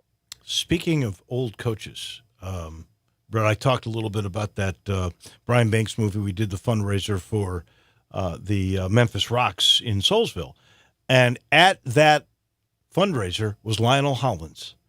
And I got to chat with him for just a second. He and his wife were walking out, and it was great to see him. And he's got a new job. He's an assistant in L.A., and I'm just so glad that he's back on a bench, because there's a great mind that was, sitting around here and should still be, used by somebody. Yeah, I would love to catch up with Lionel. I know he still loves the city. He's not moving. By the way, he's going to get an apartment in L.A., but he's not going anywhere. He's still going to be a part of the Memphis fabric, which is why he was at that fundraiser. Yeah, and good on him for the fact that he might have a real shot at getting a ring this year. Because, obviously the Lakers, the Western Conference is wide open, but the Lakers clearly have 2 of the best players in the game on their team. So with LeBron and Anthony Davis, I can't think of a better place to relaunch, his career. And so that'll be exciting to see him with the Lakers and to have a real shot at getting a ring on a big stage. How big a crowd, how much buzz the one time Miami comes through with Jimmy Butler and others? I don't know. I feel like Miami was one of those kind of marquee games last year because it was Dwayne Wade's final season, and he's always had a lot of fans here, it feels like. And I guess he had a lot of fans everywhere. But I don't know. I feel like that one is one that kind of has dropped off a little bit. So you get a couple of these Western Conference teams that have bolstered their rosters that are maybe more entertaining now. You get Milwaukee that sort of cemented itself as a marquee game, and maybe you lose Miami. Do you guys see that differently? I don't know that Miami is going to be the big draw that it was without Dwayne Wade. I don't think they will be. Although you just don't know what you're getting with Jimmy Butler. That's the problem. What I'm intrigued is Golden State, which I love watching them play. But Klay Thompson's a big part of that, and he is certainly not going to be back for the first game. That's November the 19th. And then they come again pretty early. They come January 12th. I don't think he'll be back by then either. Yeah. I think you're not going to see the real Golden State, the 2 games you get here. And, the best stretch that you're talking about for home games is probably in that November stretch you mentioned earlier, when you've got Utah, Denver, Golden State, and the Lakers all in a row, starting on the 15th and ending on the 23rd. So 4 games, 8 days against royalty. Yeah, it's going to be a lot of fun. And it'll still be new then. It'll still be fresh. there will still be the shine on it. And so to think about, maybe having a couple of sellouts in there, and not just because at that point in the season, not just because of the opponent, and not just because LeBron and Curry will be here and Kawhi will be here and Conley will be here during that stretch, but there will still be excitement for who these Grizzlies are going to be at that point. And so that'll be a really fun way to sort of initiate, this new era, I think. And like I said, I don't think they could have, if they were competing, if they thought they had a legitimate shot at the playoffs, I think they would have preferred an easier back into the schedule. But with the schedule being the way that it is, I think it plays well to the Grizzlies. They have 12 of 18 at home to start with, including some big-time games with Conley coming back and some of those other big names. I look at that and I see a really positive outcome from today for the Grizzlies. And I don't know, I haven't talked to anybody over there about it, but that's my opinion, is that given where they are from a business standpoint and the basketball standpoint, that's going to be a lot of fun. And it's going to be brutal, but it's going to be a lot of fun. And could start to build a real rivalry with New Orleans. Yeah, definitely. They're that's certainly the way it's pitted. And the thing that's important to note about the Pelicans being the ML King Day game is that it's the first meeting. They play 4 times, but the first game that they play isn't until January the 20th for that Martin Luther King Day celebration game. So the luster of number 1 versus number 2 and Zion versus Ja will still be there, and then they play 3 more times. Now, that's a very natural rivalry. Yeah, they are they're regional. They're kind of going to be growing together as franchises. So that one makes a lot of sense, and it didn't quite have the luster last year in that showcase slot as nationally televised game, but it will this year. There's no doubt about it, in my opinion. It's on TNT, so it's going to be really, really terrific. But last thing, David Cobb, real quick, do you start buying your airplane tickets now that you got this thing? I got to get approval first, but you better believe it. I'm looking forward to Miami. That's a great place to start. It sure is. A great place to start, no doubt. I don't know how I feel about aren't you going to go to Boston San in Antonio January. for the final preseason game? I don't know. We'll see. We'll see about that. But the Miami one, I feel like is a great place for me to start my second year on the beat. I'm looking forward to that one, no doubt. Just keep room for us on Monday, David. I got you guys. Don't worry. Thank you, David. We appreciate it. David Cobb. Thank you. He's our guy. He is the beat writer for the schedule is out. Of the Grizzlies, and the schedule is out, and it is fun to look over. This portion of the show is brought to you by Conway Services, heating, cooling, plumbing, electric, and of course the tankless. My new thing, my favorite new thing. I love technology. If you haven't noticed, that's the one thing as I get older that I am willing to change. Other things I hate change. But when it comes to new technology, I love it, and this is the best. And now it's been around long enough where it is affordable, especially if you call Conway, 384-3511, 384-3511. Conway will come out, and they'll take out your old tank, and sometimes they give you money for that, depending on the deal that you have. Sometimes there's other options that you can get, but you make sure you call 384-3511. They take away the old tank water heater. They put in the sleek. It's a cool-looking box, to be honest with you, with a bunch of pipes running through it, and you never have to worry about that tank bursting because it's not a tank. And you never run out of hot water, and you're only paying for the water you use. You're not heating a 75-gallon tank. It just makes sense. And it's new technology. And the best way to get it is through Conway. 384-3511. Conway Services, heating, cooling, plumbing, electric, and tankless water heaters. Back in a minute, we talk college football. John Thompson is back, and he's next on Sports Time with Wolo and Stats. Take Sports 56 with you on your phone or tablet. Download our official Sports 56 app today. Sundays and Mondays are special at the Butcher Shop, celebrating over 35 years of serving the Mid-South by giving a big thank you to you, their loyal customers. You can come in, relax, watch your favorite games, and enjoy hand-cut steaks along with a premium bar. Sunday and Monday nights from 5 until 8:30, you can get select entrees for $25. That includes a salad, baked potato, and bread, and you don't have to pick one, you get all 3. Some of those entrees are 10-ounce New York strip steak, slow-roasted prime rib, Atlanta organic salmon with dill sauce, marinated grilled chicken breast, grilled boneless pork chops, and crab stuffed shrimp. Plus, all appetizers and desserts are 20% off. Don't forget, Hamburger Friday every Friday from 11 to 2. It's the best. The Butcher Shop, always a Memphis tradition. Call 901-757-4244, 901-757-4244 for more information, or just stop in at 107 South Germantown Parkway in Cordova. First Bank is here to help you, whether you're a business looking for a loan to expand or refinance an existing one, a homeowner looking for a mortgage or home equity line, a consumer wanting to finance your dream car, or wanting a competitive rate on your CD deposits. Let First Bank try to handle your banking needs. Stop into one of First Bank's 3 local branches today: 6482 Poplar Avenue, just east of International Paper, 8398 Highway 64 across from Wolf Chase, and 6280 Highway 64 in Oakland. Or check them out online at firstbankonline.com.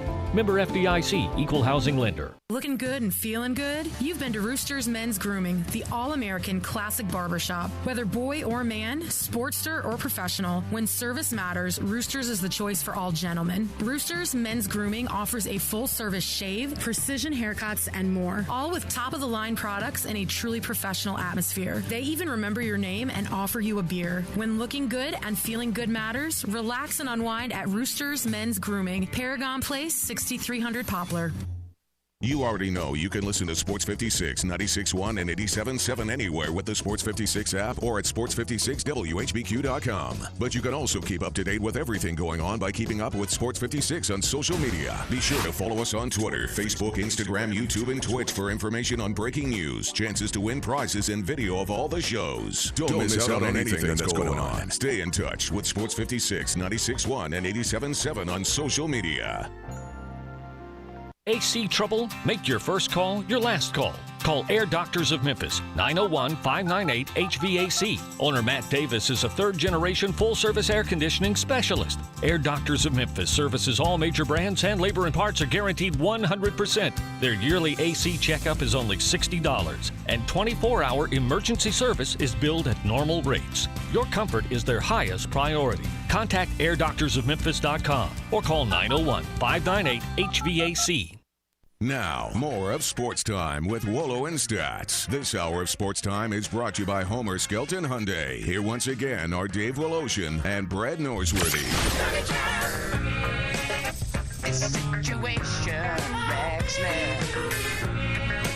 Welcome back in. This is a big day for all of us. Huge day. Because I think one of the great guys in college football. I do too. One of the great guys ever. And truthfully, great coach, but also, and doesn't really do it for a living, honestly. But he's been doing it with us for a long time. Should be. He could for sure. He's that good and that knowledgeable. His delivery's that terrific. And that is our friend John Thompson. Rejoins us from years ago in the afternoons. How about that, Johnny? You couldn't get a better intro than that. Come on. This is great. This is a good thing, man. I thank y'all for having me on again this year. Thank you for doing it. It is a great pleasure to be on with a couple of legends from the legendary WHBQ and all of that. I want our listeners to know this. In the Tiger Final Four run of 1973, because at that time, Johnny, I hardly knew Arkansas had a basketball team. I sure didn't know the Duddy Waller, Lanny Van Eman years that well. What a big fan you were of that Final Four team. And then the next year, what a big fan you were of a freshman from Parkview High School in Little Rock, John Dexter Reed. Just what a huge Tiger basketball fan you were. I was. A lot of people in Far City, we were. Absolutely. One, still am. But remember that starting lineup? Man, I used to go to the games. When I lived in Wilson, just across the bridge there, going north instead of going west, like we're going to Forest City. If we went north, we could go to Wilson. But I used to come. I can remember those Louisville games. But hey, Ronnie Big Cat Robinson and for sure Larry Finch and Larry Keenan and all those guys. You and I have talked about it for years. So yeah, what a great time. I got to tell our listeners the coolest guy bedroom growing up in Far City was JT's. In his bedroom in Washington Heights, if you looked up at the ceiling, there was not a single spot on the ceiling that was not a cutout color photo from Sports Illustrated, just a menagerie of great photographs. I thought that was the coolest thing in Far City, Johnny. Yeah, my mom didn't. My mom didn't think it was cool. A lot of things I did she didn't think was cool, though. You know what, though? She was right. I think she was right. Those Sports Illustrated photographers, what artists they were. And I remember when I was like 11 or 12 years old, for a birthday present, I got a Sports Illustrated subscription, and I had that up until probably 6 years ago. I kept it all those years. I've got Sports Illustrated sitting on my desk right now, Dave. Do they the have latest? Do they have the college football issue out yet? Close. Jake Fromm. Jake Fromm is on the issue here, and I think it's one of these that they probably have 3 or 4, covers. They've got Ellinger on one of them. Well, they used to not. And Trevor Lawrence, but it was a lot of pride to land on that cover, and we remember one year when Sports Illustrated cover High on the Hogs, Lou Ben Cowens and Ron Calcagney. It didn't help them though. No, it didn't. Didn't they open up with Texas and got beat in the opening game at Texas, if I remember correctly. Now, see, it makes me nervous being on with especially you, Brett, because you know what? Right, you can get away with stuff with me. That's true. And I don't want to be a wise guy. I don't want to be a wise guy, but no, the '78 opener was Vandy in Little Rock. Thomas Brown ran the kickoff back. Texas was Labor Day night of '80. You were close, right? Okay, but the Vanderbilt game in Little Rock opening night of '78 was the toughest Razorback ticket I ever saw. Well, it's sad now that it's not that way. It needs to get back to that. Is it? It is not that way now. Is it an easy ticket to get now? Well, I think so. I don't know that they've even been sold out the last few years, even in War Memorial. But you know what? I still go back. One of the all-time greatest stadiums that I've ever been a part of, and been in a lot of stadiums.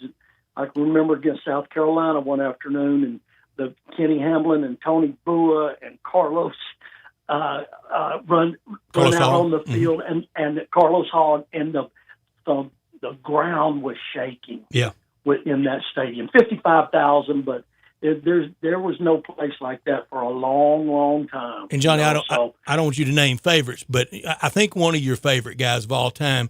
And I was watching a Razorback replay on SEC Network, man, and I saw y'all embracing. You loved Jeb Huckabee, didn't you? Oh, absolutely.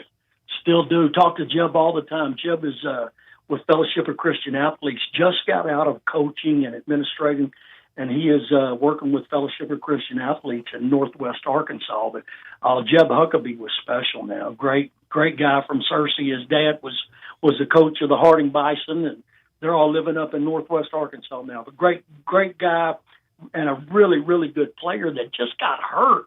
Yeah, had feet problems. I think he could have been a real good NFL player. Yeah, and almost perfect. It's that good you are. Almost perfect segue. You mentioned Jake Fromm, and that's where it starts in the East, isn't it? Well, no doubt. And there's a separation there. I mean, everybody else is trying to get to where Georgia is, but Florida's getting closer. South Carolina's still a little ways behind. Then there's a pretty good drop off. I think there's no telling what Kelly Bryant's going to do at Missouri, Tennessee. I think the expectations are not real high at Tennessee. Kentucky's better, but they're still down at the close to the bottom. Then you got Vandy, but Georgia has improved their recruiting so much. They're knocking on the door, getting close to Bama. I mean, they turn away really good players.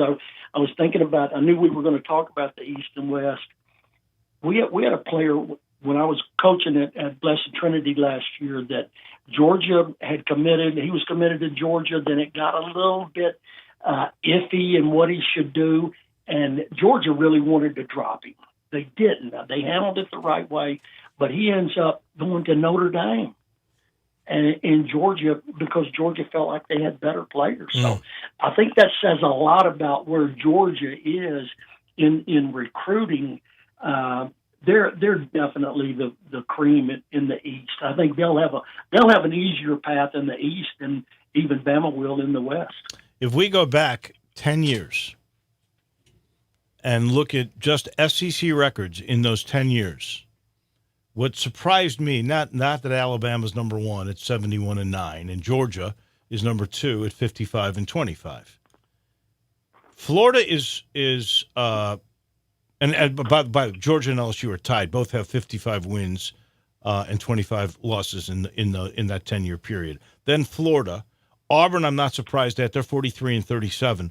The fact that South Carolina was 6th, that surprised me. I did not realize that they're 42-38, while Tennessee is 25-55, only one more win than Kentucky and only 4 more wins than Vandy in that same time period. How'd that happen, John? Yeah, well, the biggest, Steve Spurrier, and, Steve Spurrier had some really good runs in South Carolina, and then Tennessee went through some guys that really struggled. I mean, when it started out after Coach Fulmer was out of there, then, you got Lane, you got Butch, you got Derek Dooley, you just went through all of that. And so that really fell off. I think they're coming back, but I think it's really interesting this year that you got Jeremy Pruitt going into his second year, and nobody really expects a lot out of Tennessee, which can be good for Jeremy in the long run. I think there's a lot of more expectations at LSU or Texas A&M or even Florida with second-year coaches or close to second-year coaches. But I think Pruitt's got a better chance to kind of build slowly. Florida needs to challenge Georgia. They need to beat Georgia down in Jacksonville, but they got, how hard that'll be. But same thing that happened at LSU. The expectations are off the chart. A&M, I think so. And then, and Auburn, who knows what the heck's going to go on there. I actually think Mississippi State may be a better football team at the end of the year than Auburn is. We'll just see what happens with their quarterback. Yeah, they play in September. I agree with that. That's interesting. If we go back those 10 years, I was also surprised. Ole Miss and Arkansas tied with 28 wins, and Mississippi State has 37 wins. I would not have thought that, because we think back at the Freeze years and the wins over Alabama and Sugar Bowls and things of that nature, but over a 10-year period, only the 28 wins. Yeah, that's after that. I mean, I guess that doesn't even get into the 07 was the last year of Orgeron, I guess. I do know that for sure because I was there and got the knock on the door after we didn't make it on fourth down. So that was 2007. Yeah. So that was a long time ago. And the Hogs, man, they still just got a long way to go catching up talent-wise and just getting the little special. I mean, like playing at War Memorial Stadium and being a Razorback and getting some Texas guys, they got a ways to go before, they're going to even be ahead of, I hate to say it, but even be ahead of Vandy. John, Vandy and Arkansas. Yeah. How much did A&M's entry into the SEC hurt Arkansas? And with Jimbo Fisher, are they the natural heir apparent post Coach Nick Saban? Yeah, I don't think there's any doubt about it. With all the advantages that Texas A&M has from a financial situation, a recruiting situation, and Jimbo being the kind of coach he is, just a driven, hard-nosed, fast-talking dude, will get it done at A&M. He's going to have everything that he needs to get it done. I think Kevin Mond is going to be a really good quarterback this year, but he'll get the recruits in there. I think they'll surpass LSU. If you got LSU second, A&M second or third, I think they'll pass LSU here in the next couple of years and be the one knocking on that door that's challenging Alabama. I tend to agree with you, and I've said this before. I thought Jimbo was a great hire, even though some are saying, well, look what happened to Florida State at the end. And here's my question. There's no doubt with their endowment and the money they've spent, and it seems like an endless budget, that A&M should do it. They should do it on a regular basis, but they haven't, even though, in the 7 years they've been in, they're 30-26, so they're over 500. But I mean, if anybody's going to do it, it would be him. But why haven't they done it? What's been the problem? Well, first of all, going back to Jimbo at Florida State, he had it rolling. I think it was 2013, they won the national championship. And then just so many external things got involved there. I mean, just, with some personal stuff. And Jimbo is an aggressive guy, and he wanted to challenge Alabama in the arms race for facilities and all of these things. And I think the boosters there and maybe even the administration there were still kind of living in the Coach Bowden days of, hey, we can get it done, all shucks. We can have a stadium that looks like a big boat and not have anything that's really impressive. And we're still going to, throw out great players there. Yeah. That's it. And old school. But so I think that happened. And I think absolutely, and Willie Taggart's fighting that same battle right now. I think he'll overcome it. But, just going through the coaches that A&M had there, A&M has got a little bit of Auburn in them. I think in that there is so much noise in the system. There's a lot of ex-coaches around that, and if they'll all pull together, like R.C. Slocum, I think he's on Jimbo's side. But you got to get the guys like Pat Dye, and you got to get all those other guys that still live in Auburn and still have a voice in the Auburn say-so to pull the rope in the same direction and not have it, scattered like a shotgun when you fire those bullets. It's got to be pinpoint. It's hard. It's hard enough with everybody pulling in the same direction. Well, I think that comparison with Auburn is really good. It is. I think that is, as always, with John. Jay, you are being nicer to me. You're being nicer to me than you've ever been. Well, we hung during the break. He's being nicer to me, JT. I'll tell you what. I'm being nice right now. Dave. I'm being nice right now because I'm buttering you up because now I get to the hard stuff, and that's Ole Miss. Dave. I don't know if it's just being with two Mustangs. That's two it. Four-City Mustangs, afternoon, or you just coming off a good summer. Well, I appreciate it. Now remember, Johnny, I was kind of a Mustang. I just played two plays. Offside on one, 12th man on the field on the other one. Well, here's my You're a Mustang. You're a Mustang. Here's my connection. My favorite car of all time was the one I shared with my mother, a 1968 Mustang. That was a machine, wasn't it? That was a fabulous car. That's what I had. I had a 1960. My first car was a 1968 Mustang. Oh my goodness! I knew that. Mine was green. Mine was green. Okay. And loved it. Okay. Still to this day, my favorite car. All right, but I'm buttering you up because now we get to the hard stuff. We get to Memphis and Ole Miss, which is going to be a glorious 11 o'clock, the 31st in the Liberty Bowl. Hopefully there's 60,000. And by the way, we got another texter that says that the other texter was drunk. There was clearly 60,000. We got texter on texter, John. 60,000 in the house. What's going to happen there? And Mike Norvell has, I think he's won over college coaches from all over the place. I think there's a great deal of respect for his offense. Young man in a hurry. Well, I do too. I think his name is really. I think he's hired really two good coordinators, Fuller and Silverfield both. I really like their background. I don't know that much about them, but Mike's been around long enough now, and been at different programs that he's got his, and it's an overused word, but he's got his culture established there. I think that's, but this is a huge, huge game for him. It goes back, it makes me think, I know we don't want to just reminisce all the time, but it goes back to 3-0. Oh, in '99. When I was at Memphis and we played Ole Miss opening game and it was 3-0 in that game. But I just think that Memphis, their defense will be better. I'm not sure about their offensive line yet. Wow, right, they got a good running game.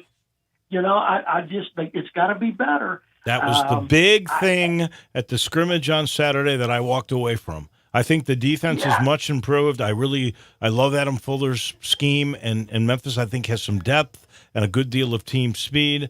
I am concerned about the offensive line. Yeah, and Johnny, that night in '99, after that game, I was standing in the area past the north end zone. Your mom and dad and Steve and Cheryl and big crew, your wife, a big crew down there, and you looked at me and you said, "I held them to 3." No, we should have. We should have held them. We should have shut them out. You gave up too many points. If you give up 3 and you don't score, I don't think it was on the defense that night, though, Johnny. I don't think it was on you. I can guarantee you, there's not going to be you a know 3-0 this I year. was happy. That was a good thing. I was happy for my buddy Art Kaufman. He was the defensive coordinator at Ole Miss that night. But we dropped a sure touchdown with 28 seconds left. But I saw where McBride entered the portal, which is going to be, my goodness, that's going to be a story all year long. Who's entered the portal this week? I know.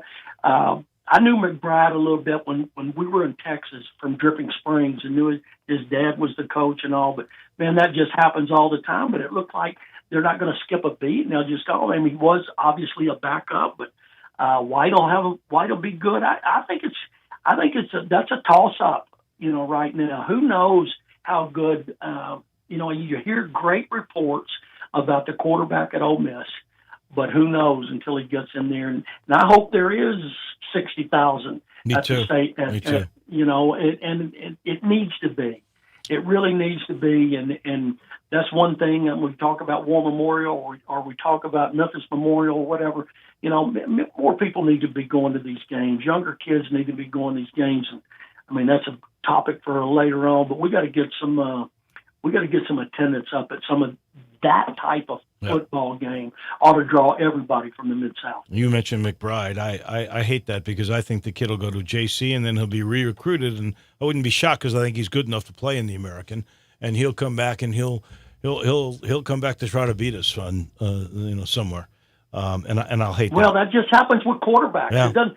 You can't be surprised at any second-team quarterback in the country that does that. It is, and whether it's you can get on both sides of the argument, whether it's right or whether it's wrong, whether it's too easy.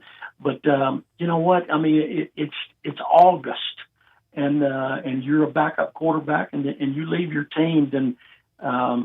I don't think that was a decision that was just made, one day or 2 days. It leads me to my last question very quick, and Brett and I are differing in this opinion, but we since we're talking quarterbacks, if you were Dabo Swinney, would you have given Kelly Bryant a ring?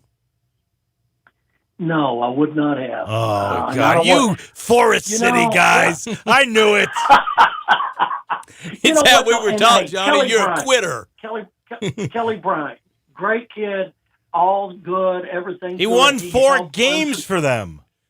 He sure did. He He was not on the team. He quit. And it's not a punishment. It's just not a reward. It's not a reward. It's not that kind of deal. Everybody's made a big deal out of this. I hadn't heard anything from Kelly Bryant. Kelly Bryant probably didn't want a ring. And it's not like Dabo's being petty. It's not like, oh, no, I'm going to punish him and not give him a $400 ring. It's like the guy's not on the team. If anybody on the team had quit the team, had left the team, besides injury or whatever, had been dismissed from the team, they don't get a ring. You do not get a ring. That just doesn't happen. It's good to have you back, John Thompson. It is good to have you back, even though I don't agree with you on this one. Thank you, man. Well, I feel a lot better. I'd hate to go on 100% with you today. Talk to you next week, my friend. Enjoyed it, guys. You guys have a great one. Take care. That's our friend, John Thompson, from down in Atlanta. Our title sponsor this hour of the programs, Homer Skelton Hyundai in Olive Branch. This is the greatest combination that you could have. The technology and the product of Hyundai with a 10-year, 100,000-mile limited powertrain warranty, and the service and the way they do business at Homer Skelton Hyundai. So the first I told you was the Hyundai Assurance.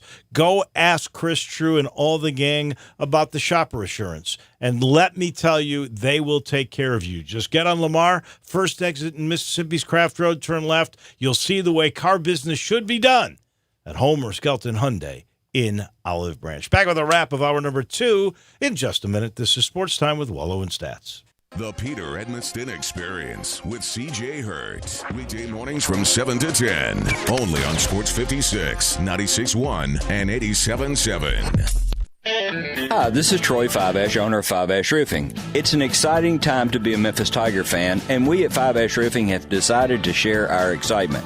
We are proud members of the Tigers home team, which means we sponsor the Tigers athletic department, and we're also season ticket holders to both the football and basketball programs. We will be giving away 2 and sometimes 4 tickets to most of the games this coming year. To have a chance at winning the tickets, find our Facebook page, like, and share our post. The more you share, the more chances you have to win. We also want to give away some tickets to those who wouldn't otherwise get a chance to go. So you can go to memphisroofer.com or 5ash.com and send us a note why you or someone you know should get the tickets. And as always, 5Ash Roofing is fair, honest, and ethical. We're experts in all forms of roofing for both residential and commercial buildings. 5Ash Roofing, 367-0050 or memphisroofer.com. 5Ash Roofing, it's what we do. We're here for you. And now, the worst commercial ever. Say, Jan, as a fellow respected small business professional, I wonder, who do you use for commercial auto and business insurance? Progressive, of course. They helped with a customized insurance solution for my busy florist company. I'm so glad we had this chance encounter in this busy restaurant. Yes, that fake conversation was brutal. Whereas commercial auto and business insurance through Progressive is anything but. Visit progressivecommercial.com to quote today. Insurance provided and serviced by Progressive Casualty Insurance Company, its affiliated and third-party insurers. Grizz Nation 2019 marks the 25th season for the Grizzlies franchise, and it's bound to be one for the ages. Now is the time to secure your seats to see the Grizzlies' young core compete all season long. Early bird single game tickets are on sale now through Wednesday, August 14th at Grizzlies.com. You don't have to go all the way to the Caribbean to have a taste of the Caribbean. You can have it right here in downtown Memphis. Curry and jerk, coconut shrimp. Chef Ricardo, give the people a little bit of a description of what those coconut shrimp are like. Well, one of the main ingredients, we got sweet shredded coconut in it, so you just gotta hop on down, come to 126 Monroe Avenue. We make it fresh every day. Man, and then you have festival breads that are also made in-house. You got a lot of different type of festival bread like recipe, but the one that we got at Curry and Jerk is different from anywhere else you would go. Tell me why rice and peas are so good. Well, our rice and peas got the original flavor and the original taste of like the real Jamaican rice and beans, so you're not getting any knockoff, you're getting the real stuff. If you want authentic Caribbean cuisine, think only one place, Curry and Jerk. Located in the heart of downtown Memphis at 126 Monroe.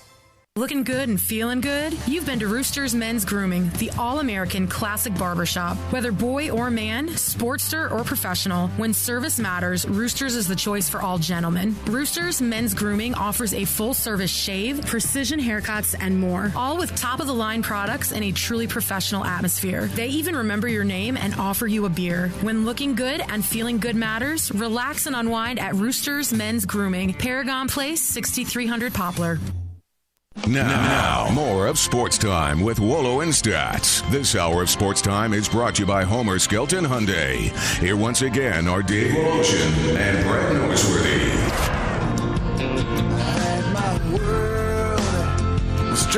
Welcome back in. Don't forget, coming up in about 7 minutes or so, the new athletic director for the University of Memphis, Laird Veach, is going to join us. Look forward to that. I did go to much of Fan Day, watched a lot of the scrimmage.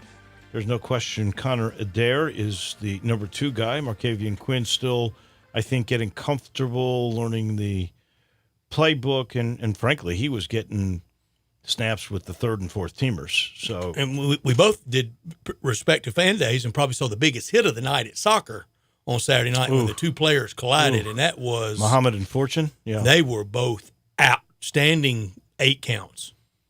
They were hurt, and Fortune left the game probably 4 or 5 minutes after, and then Muhammad left about probably 8 or 9 minutes after. Yeah, that was tough.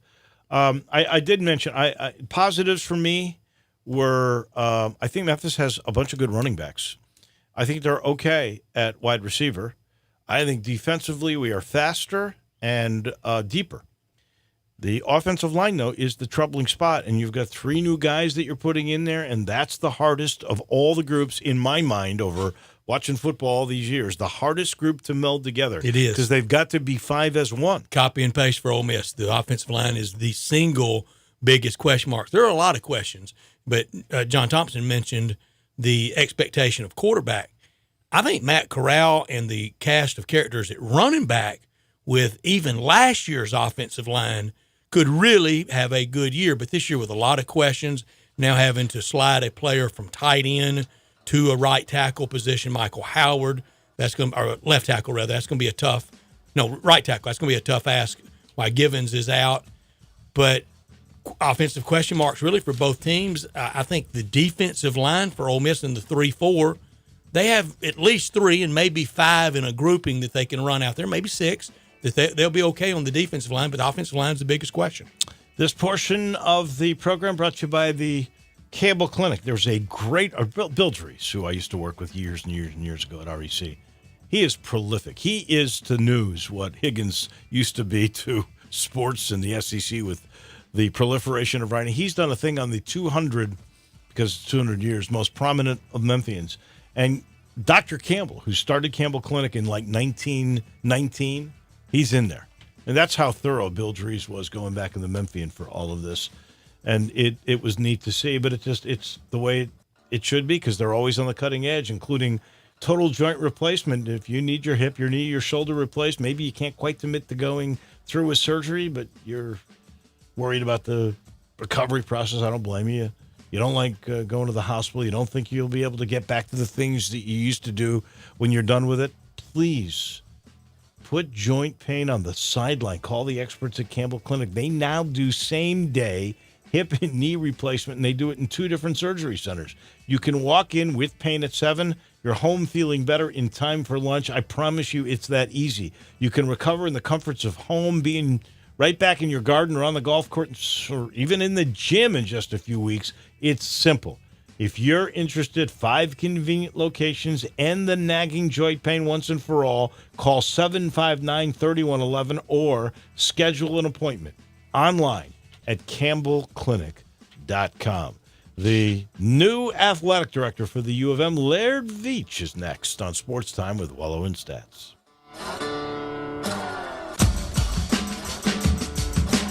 The Vergas family, legendary Memphis restaurateur, starting with Mr. Charlie and continuing today with his grandchildren. Brett, it just dawned on me the other day that while Memphis is celebrating its bicentennial, the Rendezvous has been here well over 1/3 of Memphis's existence. Someone asked me if we remember the day the Rendezvous started, and I tell them no, because if we thought it was going to last this long, we'd have kept much better records. But we're not a place to rest on our laurels or reputation. We're always trying to add new things to make our customers' experience more enjoyable. Friday lunches have always been special because we give away our red beans and rice. But we are now adding a sausage sandwich. It's the same sausage we serve on our cheese and sausage plate, but it will be served lengthwise on the bun with beans and slaw on the side. We've also partnered with a company called Devillet out of Dyersburg to introduce a new sweet glazed mustard with Rendezvous seasoning in it. It will really go great with a sandwich. I still recommend adding slaw. My grandfather had a hot dog stand on Beale Street in 1916, and we've come full circle using his slaw on our hot dogs. Hope to see you this Friday at the Rendezvous. In the Alley in downtown Memphis.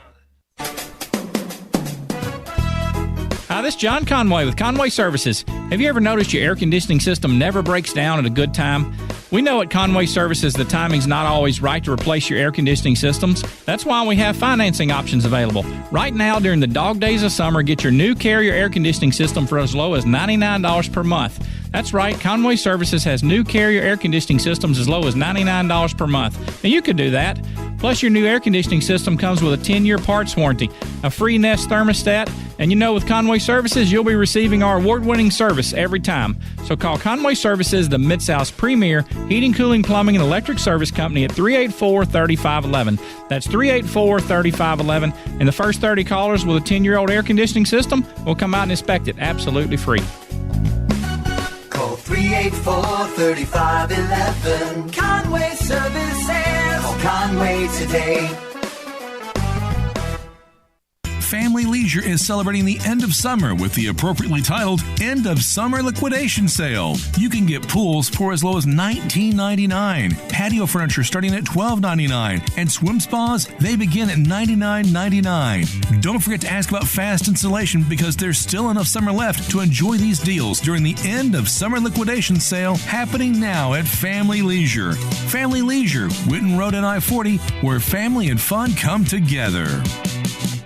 I Buy Houses, 901-406-1101. That's 901-406-1101. I Buy Houses. I Buy Houses will buy a house in any area, in any condition, and yes, it's guaranteed to close in 5 days. If you need to sell your home quickly, call 901-406-1101. If you've been through a divorce, if you lost your job, if you're tired of renters, I Buy Houses can get you your money quickly. I Buy Houses will buy your home in Shelby County, DeSoto County, Memphis, Bartlett, South Haven, Horn Lake, Olive Branch, anywhere and everywhere in between in any condition. And yes, they're open 24 hours a day, 7 days a week. I Buy Houses, 901-406-1101. That's 901-406-1101. Grab that pen, 901-406-1101. I Buy Houses. We are Sports 56 WHBQ Memphis, WIVG FM Tunica Memphis, and WPGFLP Memphis, Flynn Broadcasting Stations. Welcome back to Sports Time with Wolo and Stats. This hour of Sports Time is brought to you by DeSoto Auto Sales. Here once again are Dave Wolosian and Brad Norsworthy. Come on, Muhammad, we hit fame. We beat you with the deal, we get insane.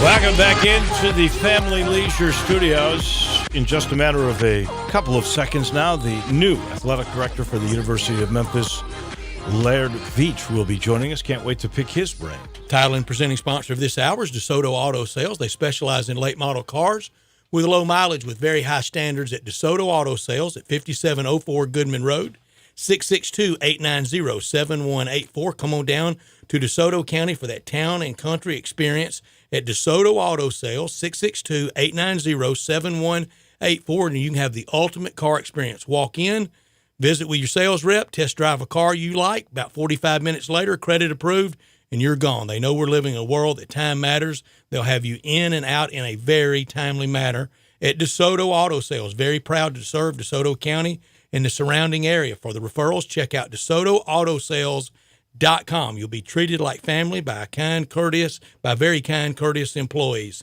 At 5704 Goodman Road, DeSoto Auto Sales, for that town and country experience. Tomorrow at 2 o'clock on the campus of the University of Memphis, we will all get to meet the new athletic director, Laird Veach, who could be at the University of Florida.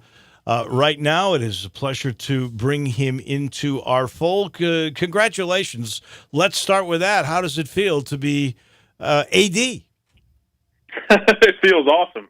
Although I actually don't start till October 1st, just to be clear. But it feels awesome to be announced, and I'm really looking forward to being there with you all tomorrow for the press conference. It will be great. Laird, old linebacker with a football mentality, and I think it's important to keep the football thing going. I know every sport, every single student athlete and their parents will be of your primary concern, but being a football guy at a time where football is very important, I'm excited about that. Well, thank you. I appreciate that, and of course, football is obviously critical in our profession in this world. But as you mentioned, I've been an administrator for many, many more years than I was a football player. So I look forward to, supporting and being around all of our student athletes. You did, though, play for a guy who turned around the program at Kansas State. And we loved him here a few years ago and thought it was on Liberty Bowl. Bill Snyder. And so are there lessons that you got? Because let's face it, I think when you were a senior, that team won like one game, and then you came along and you were going to bowl games later in your career. What are the lessons you learned from Bill Snyder that you carry over onto the administrative side? Well, the lessons are endless. I think the thing you learn from Coach Snyder really more than anything else is hard work. I know that doesn't sound real exciting, but people ask me all the time, how did he do it? And I tell them, really, he just outworked everybody else, and frankly, he just didn't accept anything else. I mean, it was just he just expected really great things from everybody that was around him all the time. He was relentless in his approach and his effort, and he was extremely organized, extremely detailed, very plan oriented, really strategic in his approach. So, I think those are the kind of things you learn, but ultimately, it's about work ethic. If you don't mind, talk a little bit about the process of how you were hired away from Florida. And honestly, you must have just sat back and felt so happy at all the acclaim that you got when you look at Dr. Rudd's Twitter feed and you see the names of people that are prominent in the college world of sports, and they are all singing your praises. That had to feel awesome, too. Well, it's certainly nice. There's no question. It feels good to have nice things said about you. And I have been very blessed to work for some incredible people with incredible people throughout my career. But I also know, this is what they call the honeymoon phase. So hopefully it lasts a little while. We'll see. And you're coming in at a time where, frankly, Laird, I think it's probably the best time to ever be the athletics director of the University of Memphis, because men's basketball with Coach Hardaway and football with Mike Norvell and the commitment to fundraising and to building and projects. You're coming in a position where you can really hit the ground running, and you don't have to come in with wholesale changes. Right. Well, that's, you nailed it. I mean, I've been asked several times since the announcement, what drew me to this, what was exciting about it, why was I interested in this job? And it is an incredible job. You named the reasons. I mean, I have, for many years now, thought that I would like to be in the position of a director of athletics. But in the end, I always said it's gonna have to be the right thing, the right place at the right time. Timing is critical in this world. With the right people. And I really believe those things are lined up at Memphis. Certainly a lot of exciting things going on. And I think, frankly, from what I can tell, there's more upside there. I think there's an ability to build something even greater than what's there now. And I look forward to getting there and locking arms with the folks on site and figuring out how to make that happen. When you look out and you say you wanted to be an AD, and I don't blame you, that is something that if you're in administration, you'd be aspiring to do. But there are different levels. And your experience, if we go back to Kansas State or to Texas as a grad or to Florida or to Missouri for that matter. Missouri, the broadcast one. That's all P5 schools. This is a little different. Now, it's not, I think there is a separation between the group of five and the Power Five, and that P6 thing that Mike Oresko likes to talk about, I think is a legitimate thing, but it is not the $40 to $50 million revenue stream that you get from TV. How different is a P6 job than the ones that you've had before? Well, I tell you, first of all, you're right. The American is an incredible conference, and the Power Six thing is very real. I'm super excited about being around the athletic directors there and the brands that are associated with the conference, first of all and foremost. But there are differences. But I think you said it best. It's primarily financial based. The basics of an athletics program are similar across the board. Every place is different and it has its unique aspects. But I will tell you at the same time, the Memphis, from what I can tell, is not too dissimilar from even Kansas State. When I was there, when I first started there, I look back about 2010 is when I went back there as an administrator, and I look at the budget at the time, the things we had going, the challenges and the opportunities. It's really not that dramatically different. So you apply the same sort of philosophies, strategies, and approach. But certainly got to be a little more creative, maybe a little more aggressive on the revenue side, and a little more lean and mean on the expense side. With that being said, what do you think is the most important attribute you have to have as an AD? Is it fundraising? Is it relationship based? What's the most important thing in your priority list? One of the challenging things about this job is you certainly have to wear a lot of hats. Right. If you get pulled in a lot of different directions, you're required to do many, many things and think about many, many things. But there's no question the number one thing of being an athletic director is managing relationships. Whether that's folks within your athletic department and managing the culture that's there, to relationships with your head coaches are critical, and of course with donors and leaders in the community. It really goes on, and that's the way I see this job, is starting with managing and building relationships. It's what I enjoy. It's what draws me to the profession. But you also got to be smart at what you do. You got to be strategic and thoughtful, and most importantly, you got to have a great team of people around you. And that's what I look forward to doing. And I think you have all that. Did you play with Brent Venables at Kansas State? I did. Yeah. Brent's a couple years older than me, so he came in as a community college transfer, and then he started what was my sophomore, and I had a medical redshirt my third year, and he started that year. And then he was a graduate assistant coach for the linebackers where I was at my junior and senior year. You went know Brent well. You obviously went the administrative route, and he stayed in the coaching side. But I see a lot of similarities in trying to get to know you and learn more about you in y'all's personalities. Really good. I hope that's good to hear. I think Brent's probably a little more intense. I think he's probably a little more intense than me. If you watch him on the sideline, yeah, come on, Larry. Linebackers are all intense. Well, we all got it in us. Yeah, but Brent's a little more so than me, which probably fits the administrative role a little better than the coaching role. Well, I liked your line because I don't think Venables would have ever said I was undersized and slow. He probably would have admitted that. No, I thought that was pretty good. You mentioned earlier how it's really good, and I've been around this thing since '81, so I've seen really good and really bad.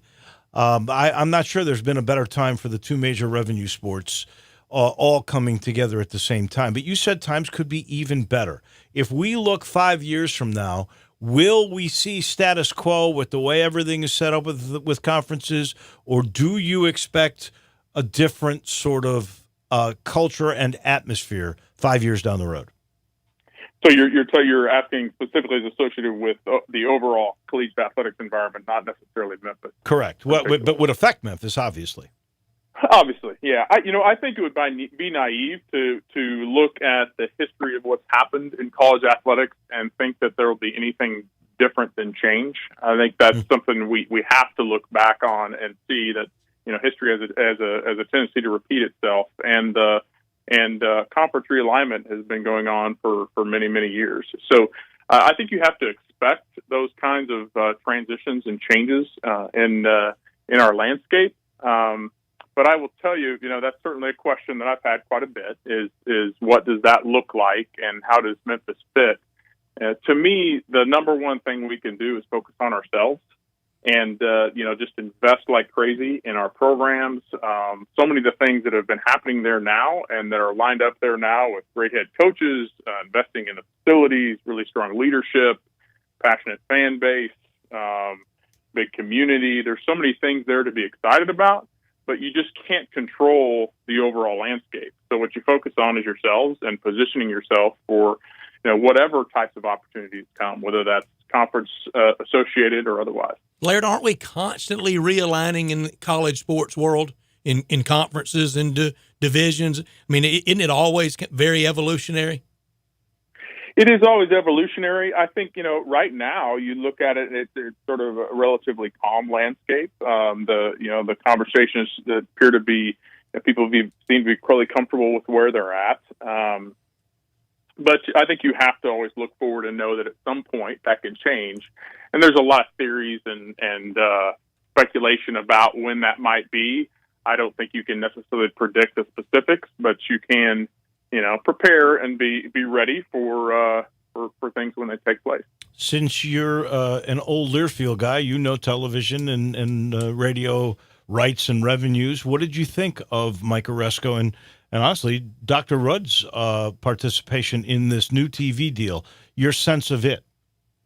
Well, I think it's critical. I think you can see it again, just talking across the landscape in college athletics. The impact of a television partner like that on a conference is significant, and it's not just financial. The exposure, particularly with a partner like ESPN, is really, really important. It helps brands across the spectrum, not just on the athletic side, but ultimately we're here to serve our university. So the brand impact it has for the University of Memphis, for the Memphis community, is really important. And for me, what I get excited about is the exposure it provides to all of our programs and for the parents and grandparents of student athletes from all over the country to be able to watch their young son or daughter or grandson, granddaughter playing in a match or a game. Laird, I don't want to get too into specifics about scheduling, although on your way out at Florida, if you can get Scott to sign a football deal and a basketball deal, that'd be good. It'd be great. But just kind of your worldview about scheduling. Is it collaborative with your respective coaches? Is it people in the department with the relationships? Is it some, all, or any of those things? Well, I'd like to think I'm collaborative with my coaches and with people I work with on everything. And scheduling is absolutely critical, and it's certainly one of those aspects. If you look at scheduling, it's really one of the more complex sort of philosophical things we approach. It may look like on the surface that you may be somebody that believes in 2-for-1s or 1-for-1s or big games or small games or pay games or not. That everybody has these sort of labels they want to put on things, and what it really comes down to is each season is unique, and you have to be real dialed in to the overall impact on the strength of schedule, on the team, on the fan base. There's just so many aspects of it that you got to be dialed in and collaborative with your coach and with other people in the department to really determine what the best thing will be for the Tigers. And especially since you're always dealing basically with 5 or 6 years out. Because I'm sure you've taken a good look at the Memphis non-conference football schedule here, and it's pretty solid for the next 4 or 5 years. Absolutely, and that's one of the things that makes it challenging, right? In our environment is folks are scheduling so much farther out, so you have to really find that balance of how far out you want to schedule. What really is the best thing for you and your program, and I certainly have a lot to learn about Memphis and a lot of conversations to have before I can figure that out. I know you've had short meetings with both Mike Norvell and Penny Hardaway. What was your first impression of those guys? Yeah, it was fantastic, as you might imagine. Penny was very gracious. We didn't have a lot of time because he had a recruit in town and really wanted to spend there, which I absolutely encouraged and appreciate. There's no question. One of the biggest reasons I'm excited about this job is those two gentlemen. The impact Penny is having on that community, has had on that community. Can't wait to get to know him and be around him. The time I spent with Coach Norvell was super impressive. I've said to a few other folks, I've been around and interviewed a lot of head coaches in my day, and frankly, none more impressive than the time I had with Mike. He's dynamic. His passion for that place and that community is very real, and I'm really pumped to come alongside him and help him out. We look forward to seeing you tomorrow at the press conference at 2 and getting to know you better. And welcome to Memphis. You'll love the fight song, Laird. If you've got a pulse, you'll tap your foot to it every time it's played. I love it. I'm looking forward to it. And hopefully it'll be played a lot on August the 31st. Thank you, Laird Veach. We appreciate it. Thank you, Laird. All right. Take care, guys. He is the new athletic director of the University of Memphis. We've got an old friend who's back again, and we're so happy to be welcoming him back as a part of our family of sponsors, and that is Matt Eflin Insurance Group. Over 20 years of insurance experience right here in this local market. Eflin Insurance Group is special because they got a little different approach. They specialize in all types of insurance needs. It could be personal insurance. It could be business insurance. Their home office, and he's got a lot of offices around, but it's right here in the greater Memphis area. That's his number one priority. He's a huge and proud supporter of the University of Memphis. And again, he's all about personalized service. So please call this number, 757-2315, 757-2315. Call for quotes. He's got this one-on-one approach to evaluate each individual's insurance needs. It's not a blanket deal. He wants to talk to you, figure out what is the best way to protect you, your business, your family. Again, that number for Eflin Insurance Group is 757-2315. Personalized service when it comes to insurance with the Eflin Insurance Group. We are cruising here, and can you just catch sort of the enthusiasm from Laird Veach's voice, isn't it? Sensational hire on the first audition of it. I think tomorrow will be a lot of fun, and it'll be an air of good feeling in that resume and just how he's making the early rounds and the position he's walking into. He is walking into the best time to ever be athletics director at the University of Memphis.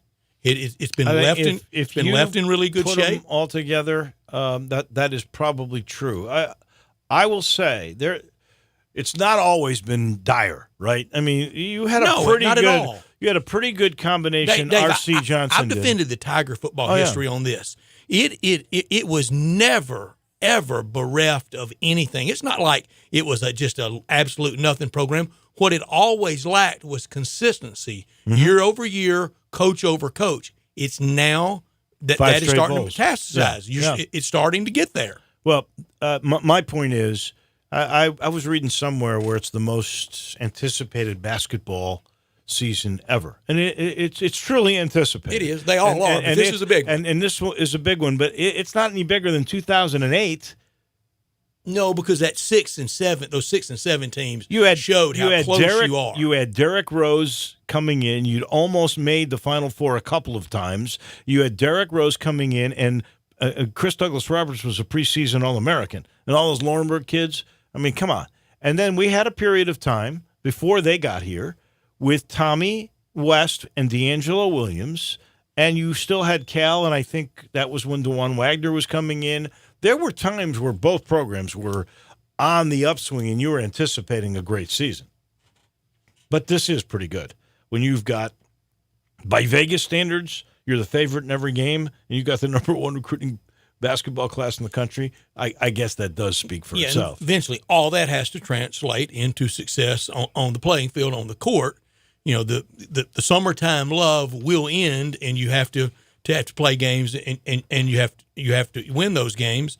But he's coming in, and not only the job by his immediate permanent predecessor, but also in this interimship of Alley's. It's been left in really good shape. For him, I think navigating the waters of realignment will be really big, and what's going to happen out there, because as he alluded to, it's kind of always a work in progress. You know, you go back and look at the history of college football, and we can remember when playing as an independent was pretty good. It wasn't stigmatized then. You know, nobody wants to do that now except for one, maybe two, maybe BYU to go with Notre Dame. But it will change again, and it will come overnight. I mean, it'll be that tweet from, you pick your college football wise guy out there. He or she will tweet, here it comes, and that's when things have to move fast. And I'm sure Laird Veach will know what's going on before that. Well, that's happened to Memphis before. When Memphis got in the Big East, many people didn't know until that billboard on Madison Avenue in New York City came up, and that thing took a lot of people by surprise. Holy smokes! Memphis is in the Big East. Of course, it was a short stay, pretty short-lived, but nonetheless, I get your point. Your point is well taken, that if it occurs, it'll happen really, really, really who was the guy? I think the site's Orange Bloods. Was that Chip Brown? I mean, his tweet kind of kicked off all that a few years ago with the changes, and then the governor of Texas, Rick Perry, out there running for president, August of 2011, and he's on the Texas A&M Board of Regents. He blabs, "Hey, we're getting ready to join the SEC." Really? Yeah. Those are good, though, when they just take you by surprise and they're so joyful. That's for sure. We got to take a time out. When we come back, precious metals, the long-awaited precious metals will be coming your way. You listen to this, the Monday edition of Sports Time with Wolo and Stats. Sports 56 now has 2 FM homes. You can now find real sports talk on 96.1 as well as 87.7 on your FM dial. Jim Gaffigan, Secrets and Pies Tour. Have you been to one of the weddings where the groom removes the girder belt from the bride and flings it to a crowd of perverts? Who came up with that one? Hey, the bride throws the bouquet? How about something for the fellas? Maybe the bride's underwear? Jim Gaffigan, Saturday, August 17th, FedEx Forum. Reserve seats on sale now at the FedEx Forum box office or online at Ticketmaster.com. AC trouble? Make your first call your last call. Call Air Doctors of Memphis, 901-598-HVAC. Owner Matt Davis is a third-generation full-service air conditioning specialist. Air Doctors of Memphis services all major brands, and labor and parts are guaranteed 100%. Their yearly AC checkup is only $60, and 24-hour emergency service is billed at normal rates. Your comfort is their highest priority. Contact airdoctorsofmemphis.com or call 901-598-HVAC. Some time ago, someone placed this ad in a Kansas newspaper. I will listen to you for 30 minutes without comment for $5. We smile at that, maybe even laugh. It sounds like a hoax, but the person who was serious. Did anybody call? You bet they did. It wasn't long before this individual was receiving 10 to 20 calls a day. The pain of loneliness was so sharp that some were willing to try anything for a half hour of companionship. The truth is that every one of us encounters some person, probably daily, who would be willing to pay someone just to listen. The tragedy is we are not sensitive enough to identify them, or even maybe we don't care enough to respond. Will you start looking for those persons? And then will you listen to them? I'm Shane Stanford with Christ Church Memphis. Remember, you matter. Visit ChristchurchMemphis.org. Authentic is a word that's thrown around, but you're going to hear what authentic Caribbean food sounds like, and you're definitely going to go to 126 Monroe, the Curry and Jerk, to see what it tastes like. My man, Chef Ricardo, you cook everything in-house. You make all your spices. What are your secrets? Well, the secret is Jamaican spices. This is my passion. I've been doing it over almost 15 years right now. So this is what I love to do. Everybody knows about the curry, shrimp, and grits. Everybody loves like the jerk chicken, the curry. Chef Ricardo, your favorite dish is? Man, choosing between the dishes that we got at Curry and Jerk, it would be like choosing between my kids because everyone is good. And you don't have to go all the way to the Caribbean to have a taste of the Caribbean. You can have it right here in downtown Memphis. For more information, go to curryandjerk.com. And if you want authentic Caribbean cuisine, think only one place, Curry and Jerk. Introducing Top Tracer Range, the new ball tracking and gaming system at Golf and Games Family Park. Top Tracer gathers data such as distance, carry, ball speed, and more. Compete against friends in a points game, long drive, and virtual golf at courses such as Pebble Beach and St. Andrews. Golf and Games Family Park is a great setting for group and company outings, golf lessons, or individual practice. Experience fun, friends, family, and introducing Top Tracer Range, the new ball tracking and gaming system at Golf and Games Family Park, 5484 Summer Avenue. Welcome back to Sports Time with Wolo and Stats. This hour of Sports Time is brought to you by DeSoto Auto Sales. Here once again are Dave Wolosian and Brad Norsworthy.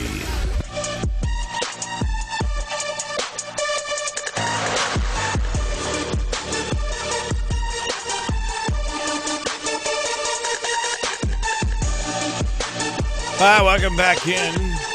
I got to get myself a little fix of Germantown commissary. I haven't had it in a week or two. That's way too long, saw Dave. a great picture of Walker Taylor in the commercial appeal. They did a big Wasn't that a thing. nice story? It was a great story. And that business is he's a great success story.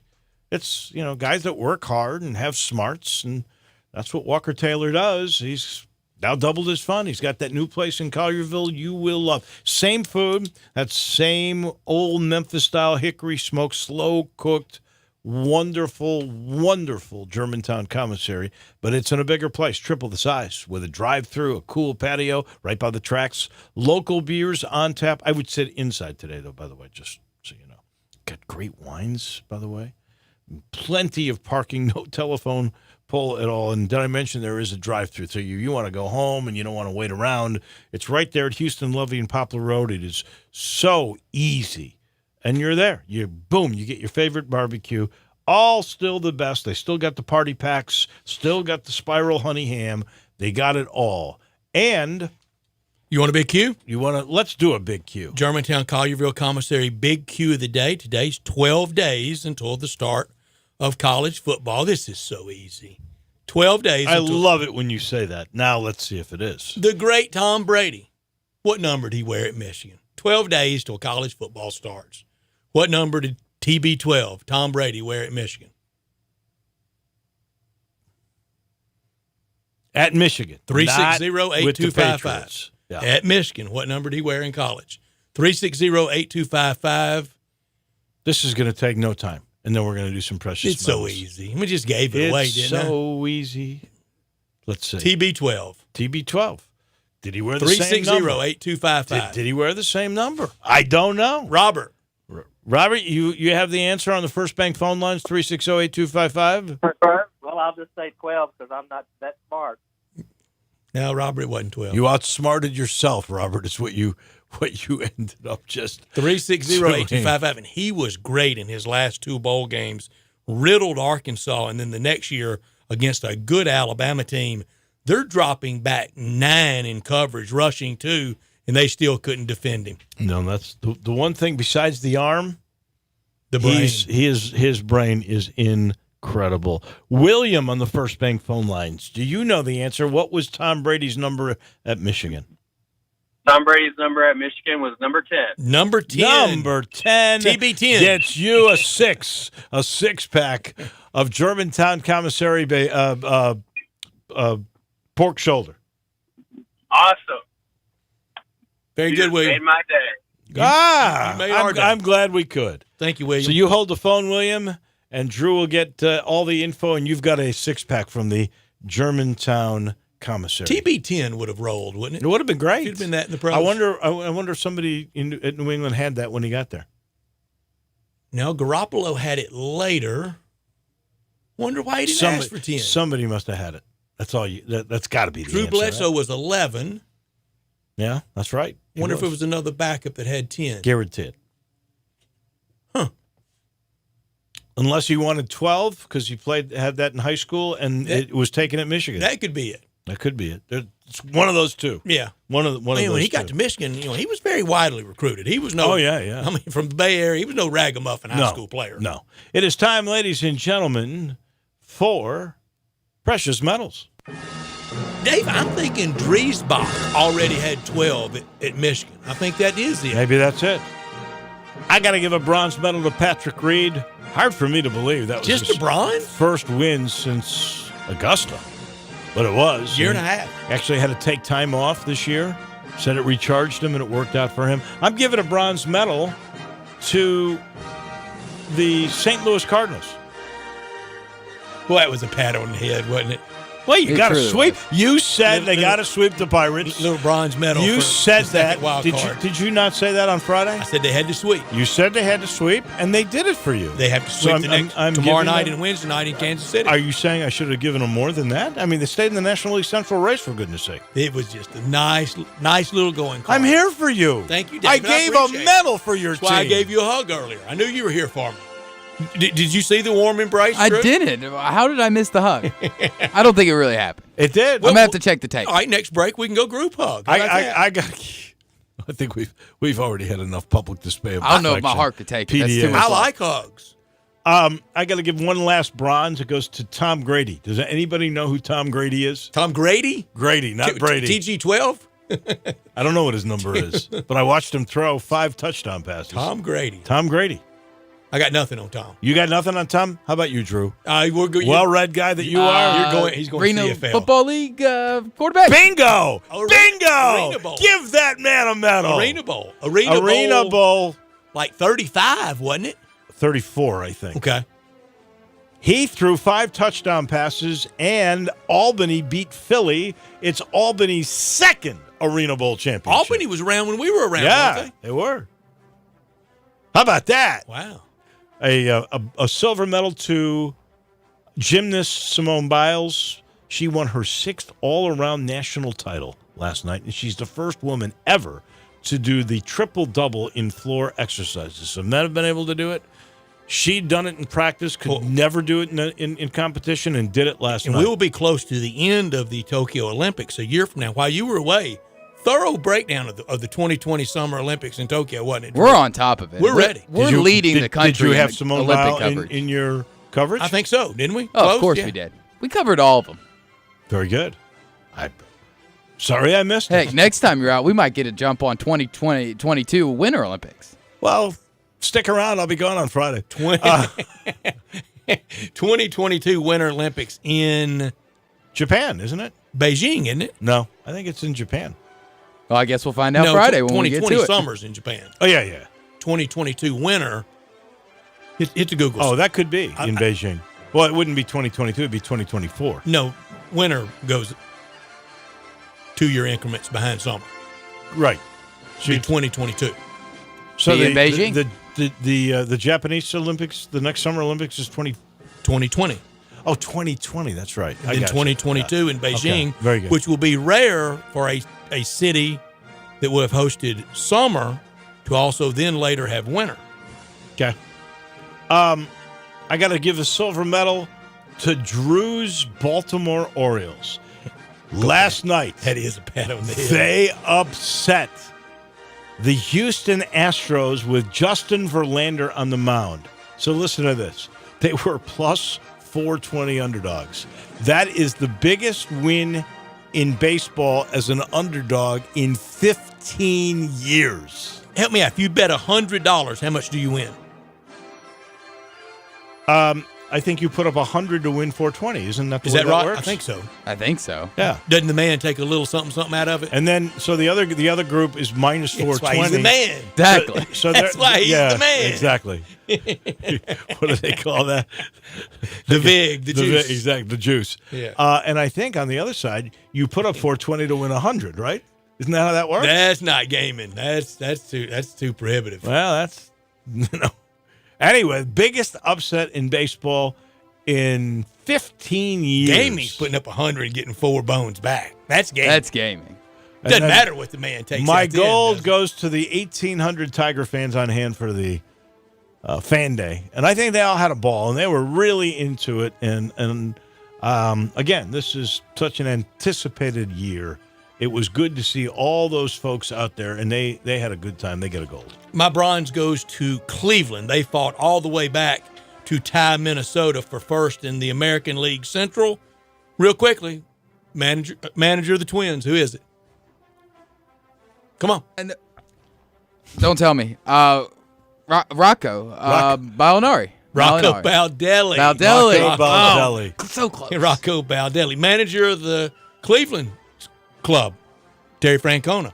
And he's showing his wares once again. He's great. Silver goes to a pair of rookies, Aristides Aquino for the Reds and Astros rookie Yordan Alvarez. What a power display they put on Saturday. Both of them just launching pads. You were on the receiving end of one of those. Well, and Dave, you're on the other one with the Reds against the Cubs. I'm not counting the Reds out yet. Are y'all? With that pitching? No, I'm not. That hitting? I think they're going to really like be good David next Bell. year. No, I'm for this year. What if they had... Well, they might surpass the Cardinals. I agree with you. If they got on a roll like the Mets have been on, they got on that 21 out of 26 roll. I don't think they're going to. Gold goes to? I'll tell you what, though. I think this Reds team, not quite as dynamic or set, but they remind me a little of last year's Atlanta Braves. A little, yeah. I'm with you there. A little more the Phillies from last year for me. My goal goes to Patrick Reed. Held off an all-star leaderboard to win for the first time in 18 months since he's slipped in that green jacket. It hadn't been a lot of winning. It hadn't been a lot of tournaments either. Didn't play well last year as Captain America at the Ryder Cup. Nobody did. But he's back in the winner's circle, and he could win another major in 2020. I would think he certainly could. I mean, he's definitely got the game and the attitude. I have no idea why he didn't win again since Augusta. I'm really surprised. Seems like a pretty complicated guy. Well, he did not have. You know what? Captain America, remember from his showdown a couple of years ago with Rory? He was not that brilliant in the last Ryder Cup. Oh, he was terrible last year in Paris. It was team-wide. And again, we should point out, I guess we did hear the news today. Tiger announced he is not going to play in the President's Cup. He's only going to coach, or be captain. I didn't see that. We had a couple of texters who said that is true. I'll look it up during the next break. But that's pretty telling too, right? I mean, doesn't that tell you even more that there's something wrong that we don't know? We'll have the Tiger press availability tomorrow. Yes. Either by Tiger News Network, his Twitter account, or they're at Medina. At Medina. I hope it's at Medina. My Have you ever Russ, played in Medina? I did years ago, and I wanted to say I tried to get on Dub's Dread, but I couldn't. I did play, what was it, Butler National? Host of the Western Open forever. Yeah, forever. Did get to play that. More and more, though, I was a public golfer in the city of Chicago. And good options there.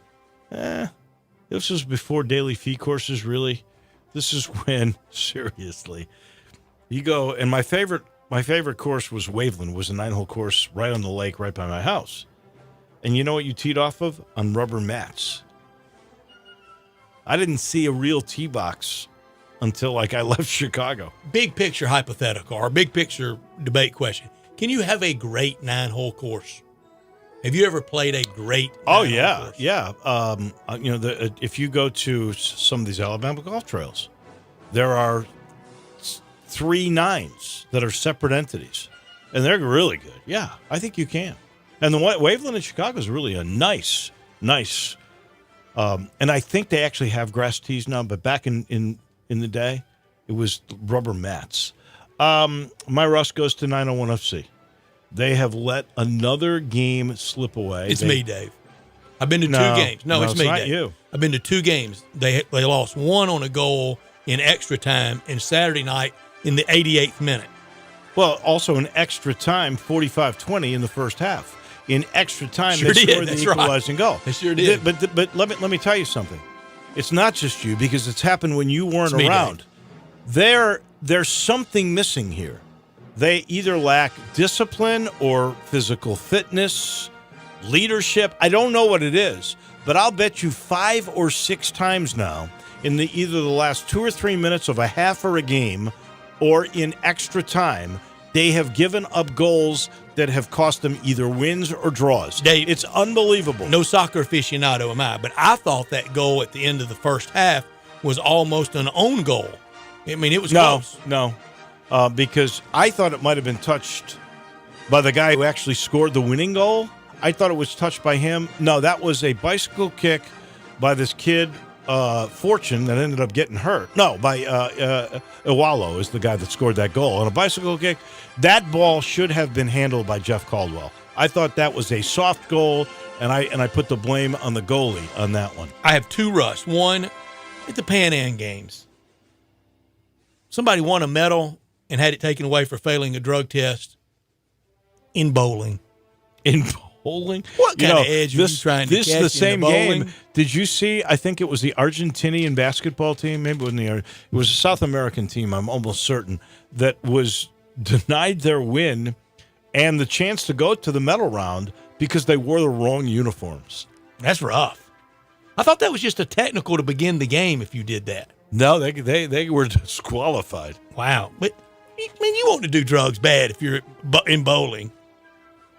You just taking PEDs to take PEDs. Now, I have bowled very intoxicated before, but I don't think it was drug. I don't think it was. Well, I don't know. There were times in my teens that I thought that was required. Also, no, I thought Dave, that's a great point. I'm going to say required. from about 10 years from bowling as a tot that I never bowl sober.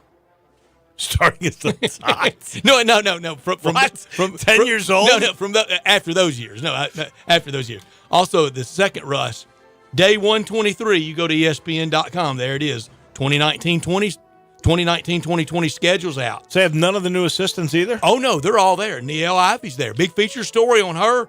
Head coach. How can they do that? J.B. Bickerstaff. Now, how can they do that? Did a story. Are they messing with Taylor Jenkins? Maybe that's what they're doing. Did a story on Niele Ivy, talks about it being one of Taylor Jenkins' new assistants. You go to roster, head coach still J.B. Bickerstaff. Come on, worldwide leader. I think they're jacking around with Taylor Jenkins. It's wrong. Pure wrong. I can't believe you haven't blasted him, written him, tweeted on him. It's bigger than me, Dave. It's bigger than you. Twitter just has so much power. This portion of the show brought to you by Homer Skelton Hyundai in Olive Branch, home of Great Assurance, 10-year, 100,000-mile limited powertrain warranty. Also home of the Shopper Assurance. I'll tell you a great bowling story in the break. Okay. Transparent pricing. That's always a great story. Transparent pricing because you know exactly what that vehicle is all about, and you will get excited because the price is incredibly fair. Then there's the flexible test drive. Take the car for a couple of days. Yeah, no kidding. Don't worry about it. Then there's buyer's remorse. You got 3 days, worry-free exchange. If you don't like the product, trust me, you can return it. And the other part that I like is the streamlined buying process. You're not there all day. You are in and you are out. This is the way car business should be done, and all you've got to do is drive down Lamar. First exit in Mississippi, Craft Road. Turn left. Go see Ray Melton, by the way, too, because they are the #1 certified pre-owned car dealer in the Memphis area for 11 years in a row. So many reasons why you got to go experience Homer Skelton Hyundai in Olive Branch. We are back in just a minute, and when we do, we've got crunch time and a whole lot more still to come on Sports Time with Wolo and Stats. Greg Gaston and Eli Savoy get you through the midday with Sports 56 Middays. Delivered by FedEx. Weekdays from 10 till 1 on Sports 56, 96.1 and 87.7. Need physical therapy but don't know where to go? Tried physical therapy but had a bad experience? Grab your physician's referral and head to Revolution Physical Therapy at the corner of Goodman and Getwell. At Revolution PT, you'll get one-on-one, hands-on therapy. Better and more thorough than just going to the gym. Revolution is locally owned and staffed by neighbors who care about your maximum recovery. And they accept all major insurances. Certified in dry needling, expert in myofascial release. Always relaxed and friendly. Revolution Physical Therapy is just what you need. You have to be up in 5 hours. 2 hours. 6 minutes, and you haven't slept a wink. ZzzQuil Pure Z's is a drug-free blend of botanicals with an optimal dose of melatonin, so you can fall asleep naturally and wake with no next-day grogginess. So tonight, try new ZzzQuil Pure Z's from the sleep experts at Vicks ZzzQuil.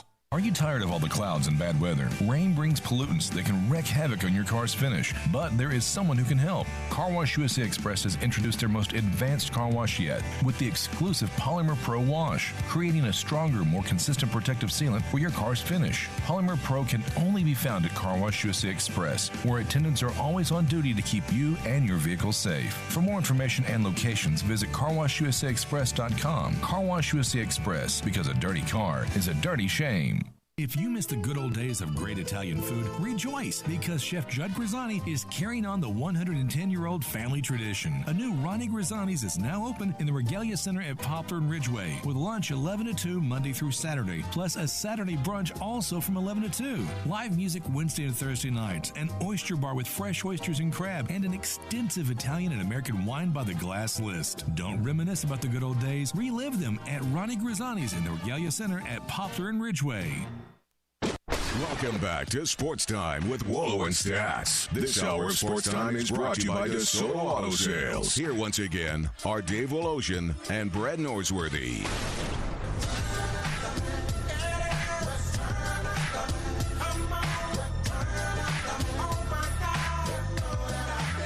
Welcome back in as we cruise through our Monday on a very, very hot night. I don't know what I'm going to do tonight. No baseball. I guess I'll go study the new MLB schedule out for 2020. We mentioned this a little earlier, but March 26th, they're not opening in Chicago. You know what I want to do with you someday? I want to go to a game on the South Side and see the White Sox against an American League team. I don't want to go against the Cardinals, because I know you'd be insufferable being for the White Sox. Will you go to Lou Malnati's Pizza with me? I want to do your town with you. You've done my town with me. We can do Lou Malnati's. You've done my town with me. We can do Lowry's Prime Rib, and I know you love that. Fine. Wow. Yeah, we got to do that. That would be a lot of fun. Could I get you to play golf? I don't know about that, Dave.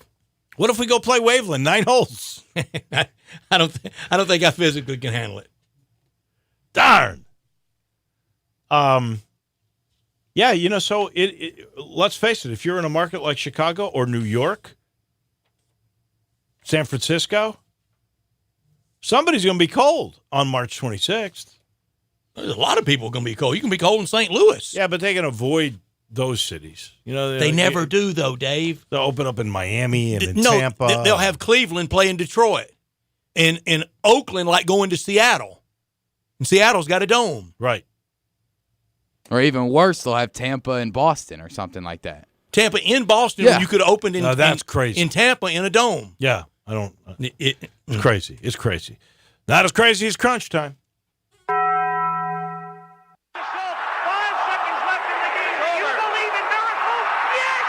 This is Geraldo. It is crunch time. You are looking live. It's crunch time. In your life, have you seen anything like that? We'll take questions again for the student athletes at this time, please. He's a professional. He's pretty classy for his age. In the crunch time, that's the frustrating part. Little Penny could make some appearances this year. Okay, I'm not huge into stats. Has it always been this way? It's crunch time, so I got a different mind state. What's happening, big dog? How you doing? Is this thing working? Immediately when the buzzer sounds, he lets out this shriek. You throw those ears forward, and he was in stroke mode. This is stupid. It's obviously crunch time.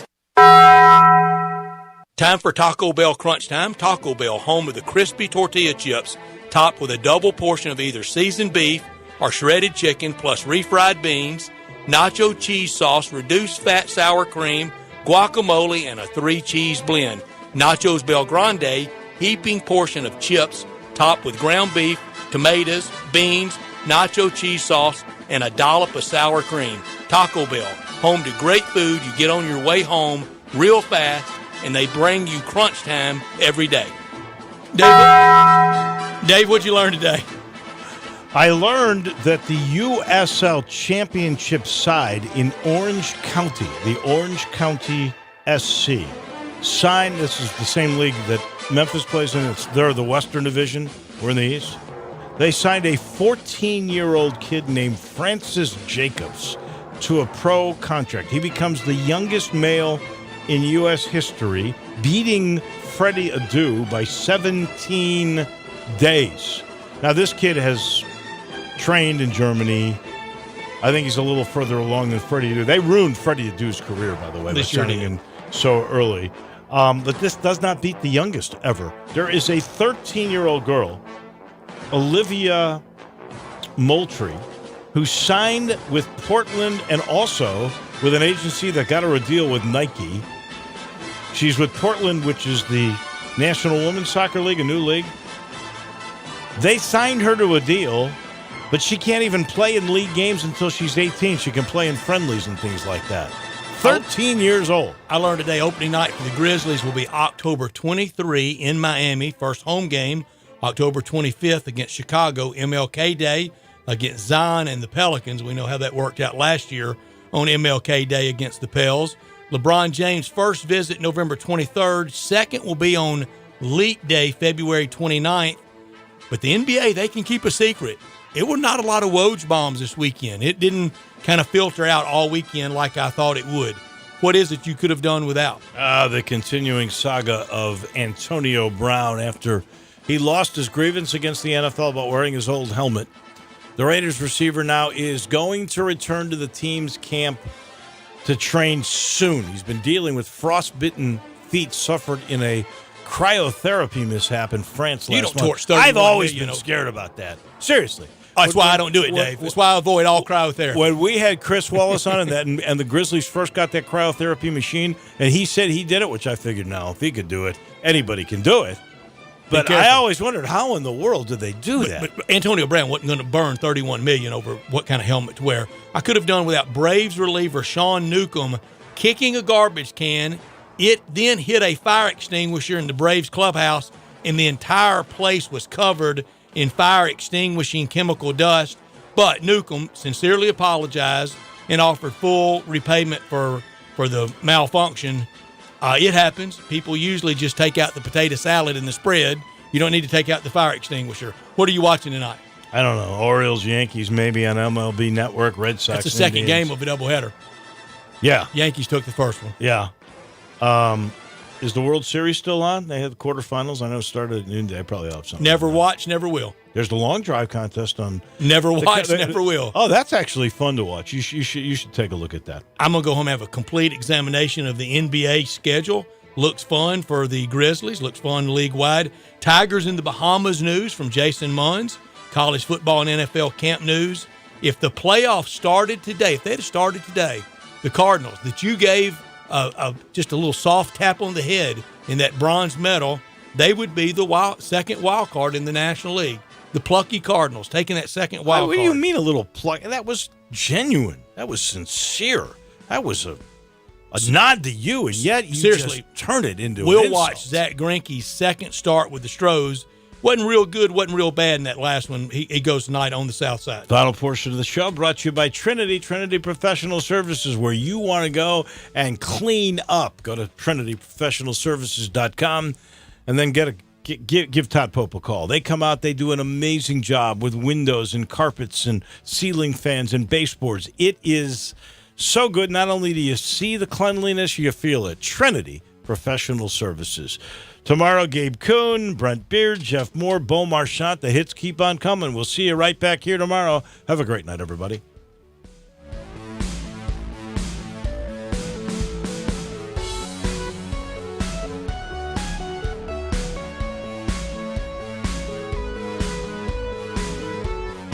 In today's evolving workplace, XMC understands the process of getting office work done has moved from the desktop to your pocket. The new Xerox multifunctional printers and Connect Key app technology are game changers. Are you working with confidential information? Does it need to be secure from unwanted threats? Do you need to translate documents to another language? Xerox's App Gallery provides solutions like secure printing and easy translator technology. XMC is the second largest exclusive Xerox agent in the U.S. with 9 locations to serve you. We've been in business for over 25 years and have received top awards from Xerox. In changing our world one experience at a time, our team's committed to doing what's right for your business. XMC is proud to be your leader in document and print management, and it'd be our pleasure to serve you. Contact XMC today at 888-814-3114 or visit our website at xmcinc.com. XMC, excellence in office solutions. You'll see the dedication in every single step. You'll see it in the smiles when smiles are hard to get. You'll see it in the little things that add up to success. The caring and passion are the things that we love best. Wolf Chase Limb Brace is your Mid-South provider for orthotics and prosthetics. They are an ABC accredited facility and their practitioners are ABC certified. At Wolf Chase Limb Brace, their services include artificial limbs, legs and arms, braces of all kinds, and custom molded inserts. You can call them today at 901-507-7821 for their location on Highway 64 in between Germantown Parkway and Appling Road, or visit them at their new location in Jackson, Tennessee. That number is 731-660-5900, or visit them on the web at wolfchaselemonbrace.com. Dedicated our life to yours.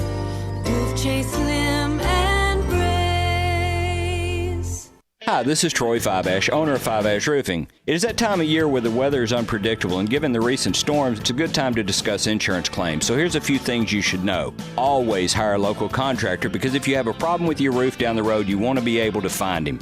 Never allow anyone to pressure you into signing a contingency contract. They're used as sales tools, making you feel committed, and the truth is, those contracts are not worth the paper they're written on. Be careful of door-knocking salesmen. Some are reputable, but many are not. They canvass the neighborhood and tell everyone to file a claim, working their percentages and not caring if you file a claim even when they know the likelihood of it being approved is low. Some will even damage your roof, hoping to convince the adjuster it's storm damage. That's fraud, and contractors have gone to jail for that. So do your research and know who you're hiring. Five-Ash Roofing, the official roof of the University of Memphis Athletic Department. Fair, honest, and ethical. 367-0050 or memphisroofer.com. Five-Ash Roofing, it's what we do. We're here for you.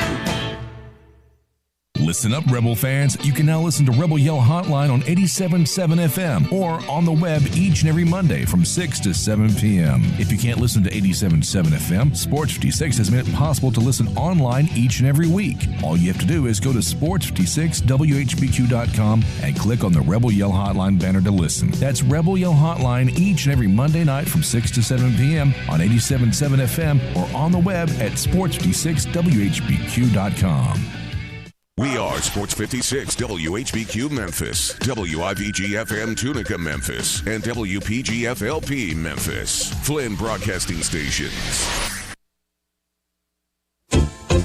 One thing I've learned over the years, no matter what you're buying, the smart thing to do is to buy from someone who sells quality products, delivers great personal service, and knows their business inside and out because they have over 2 decades of experience.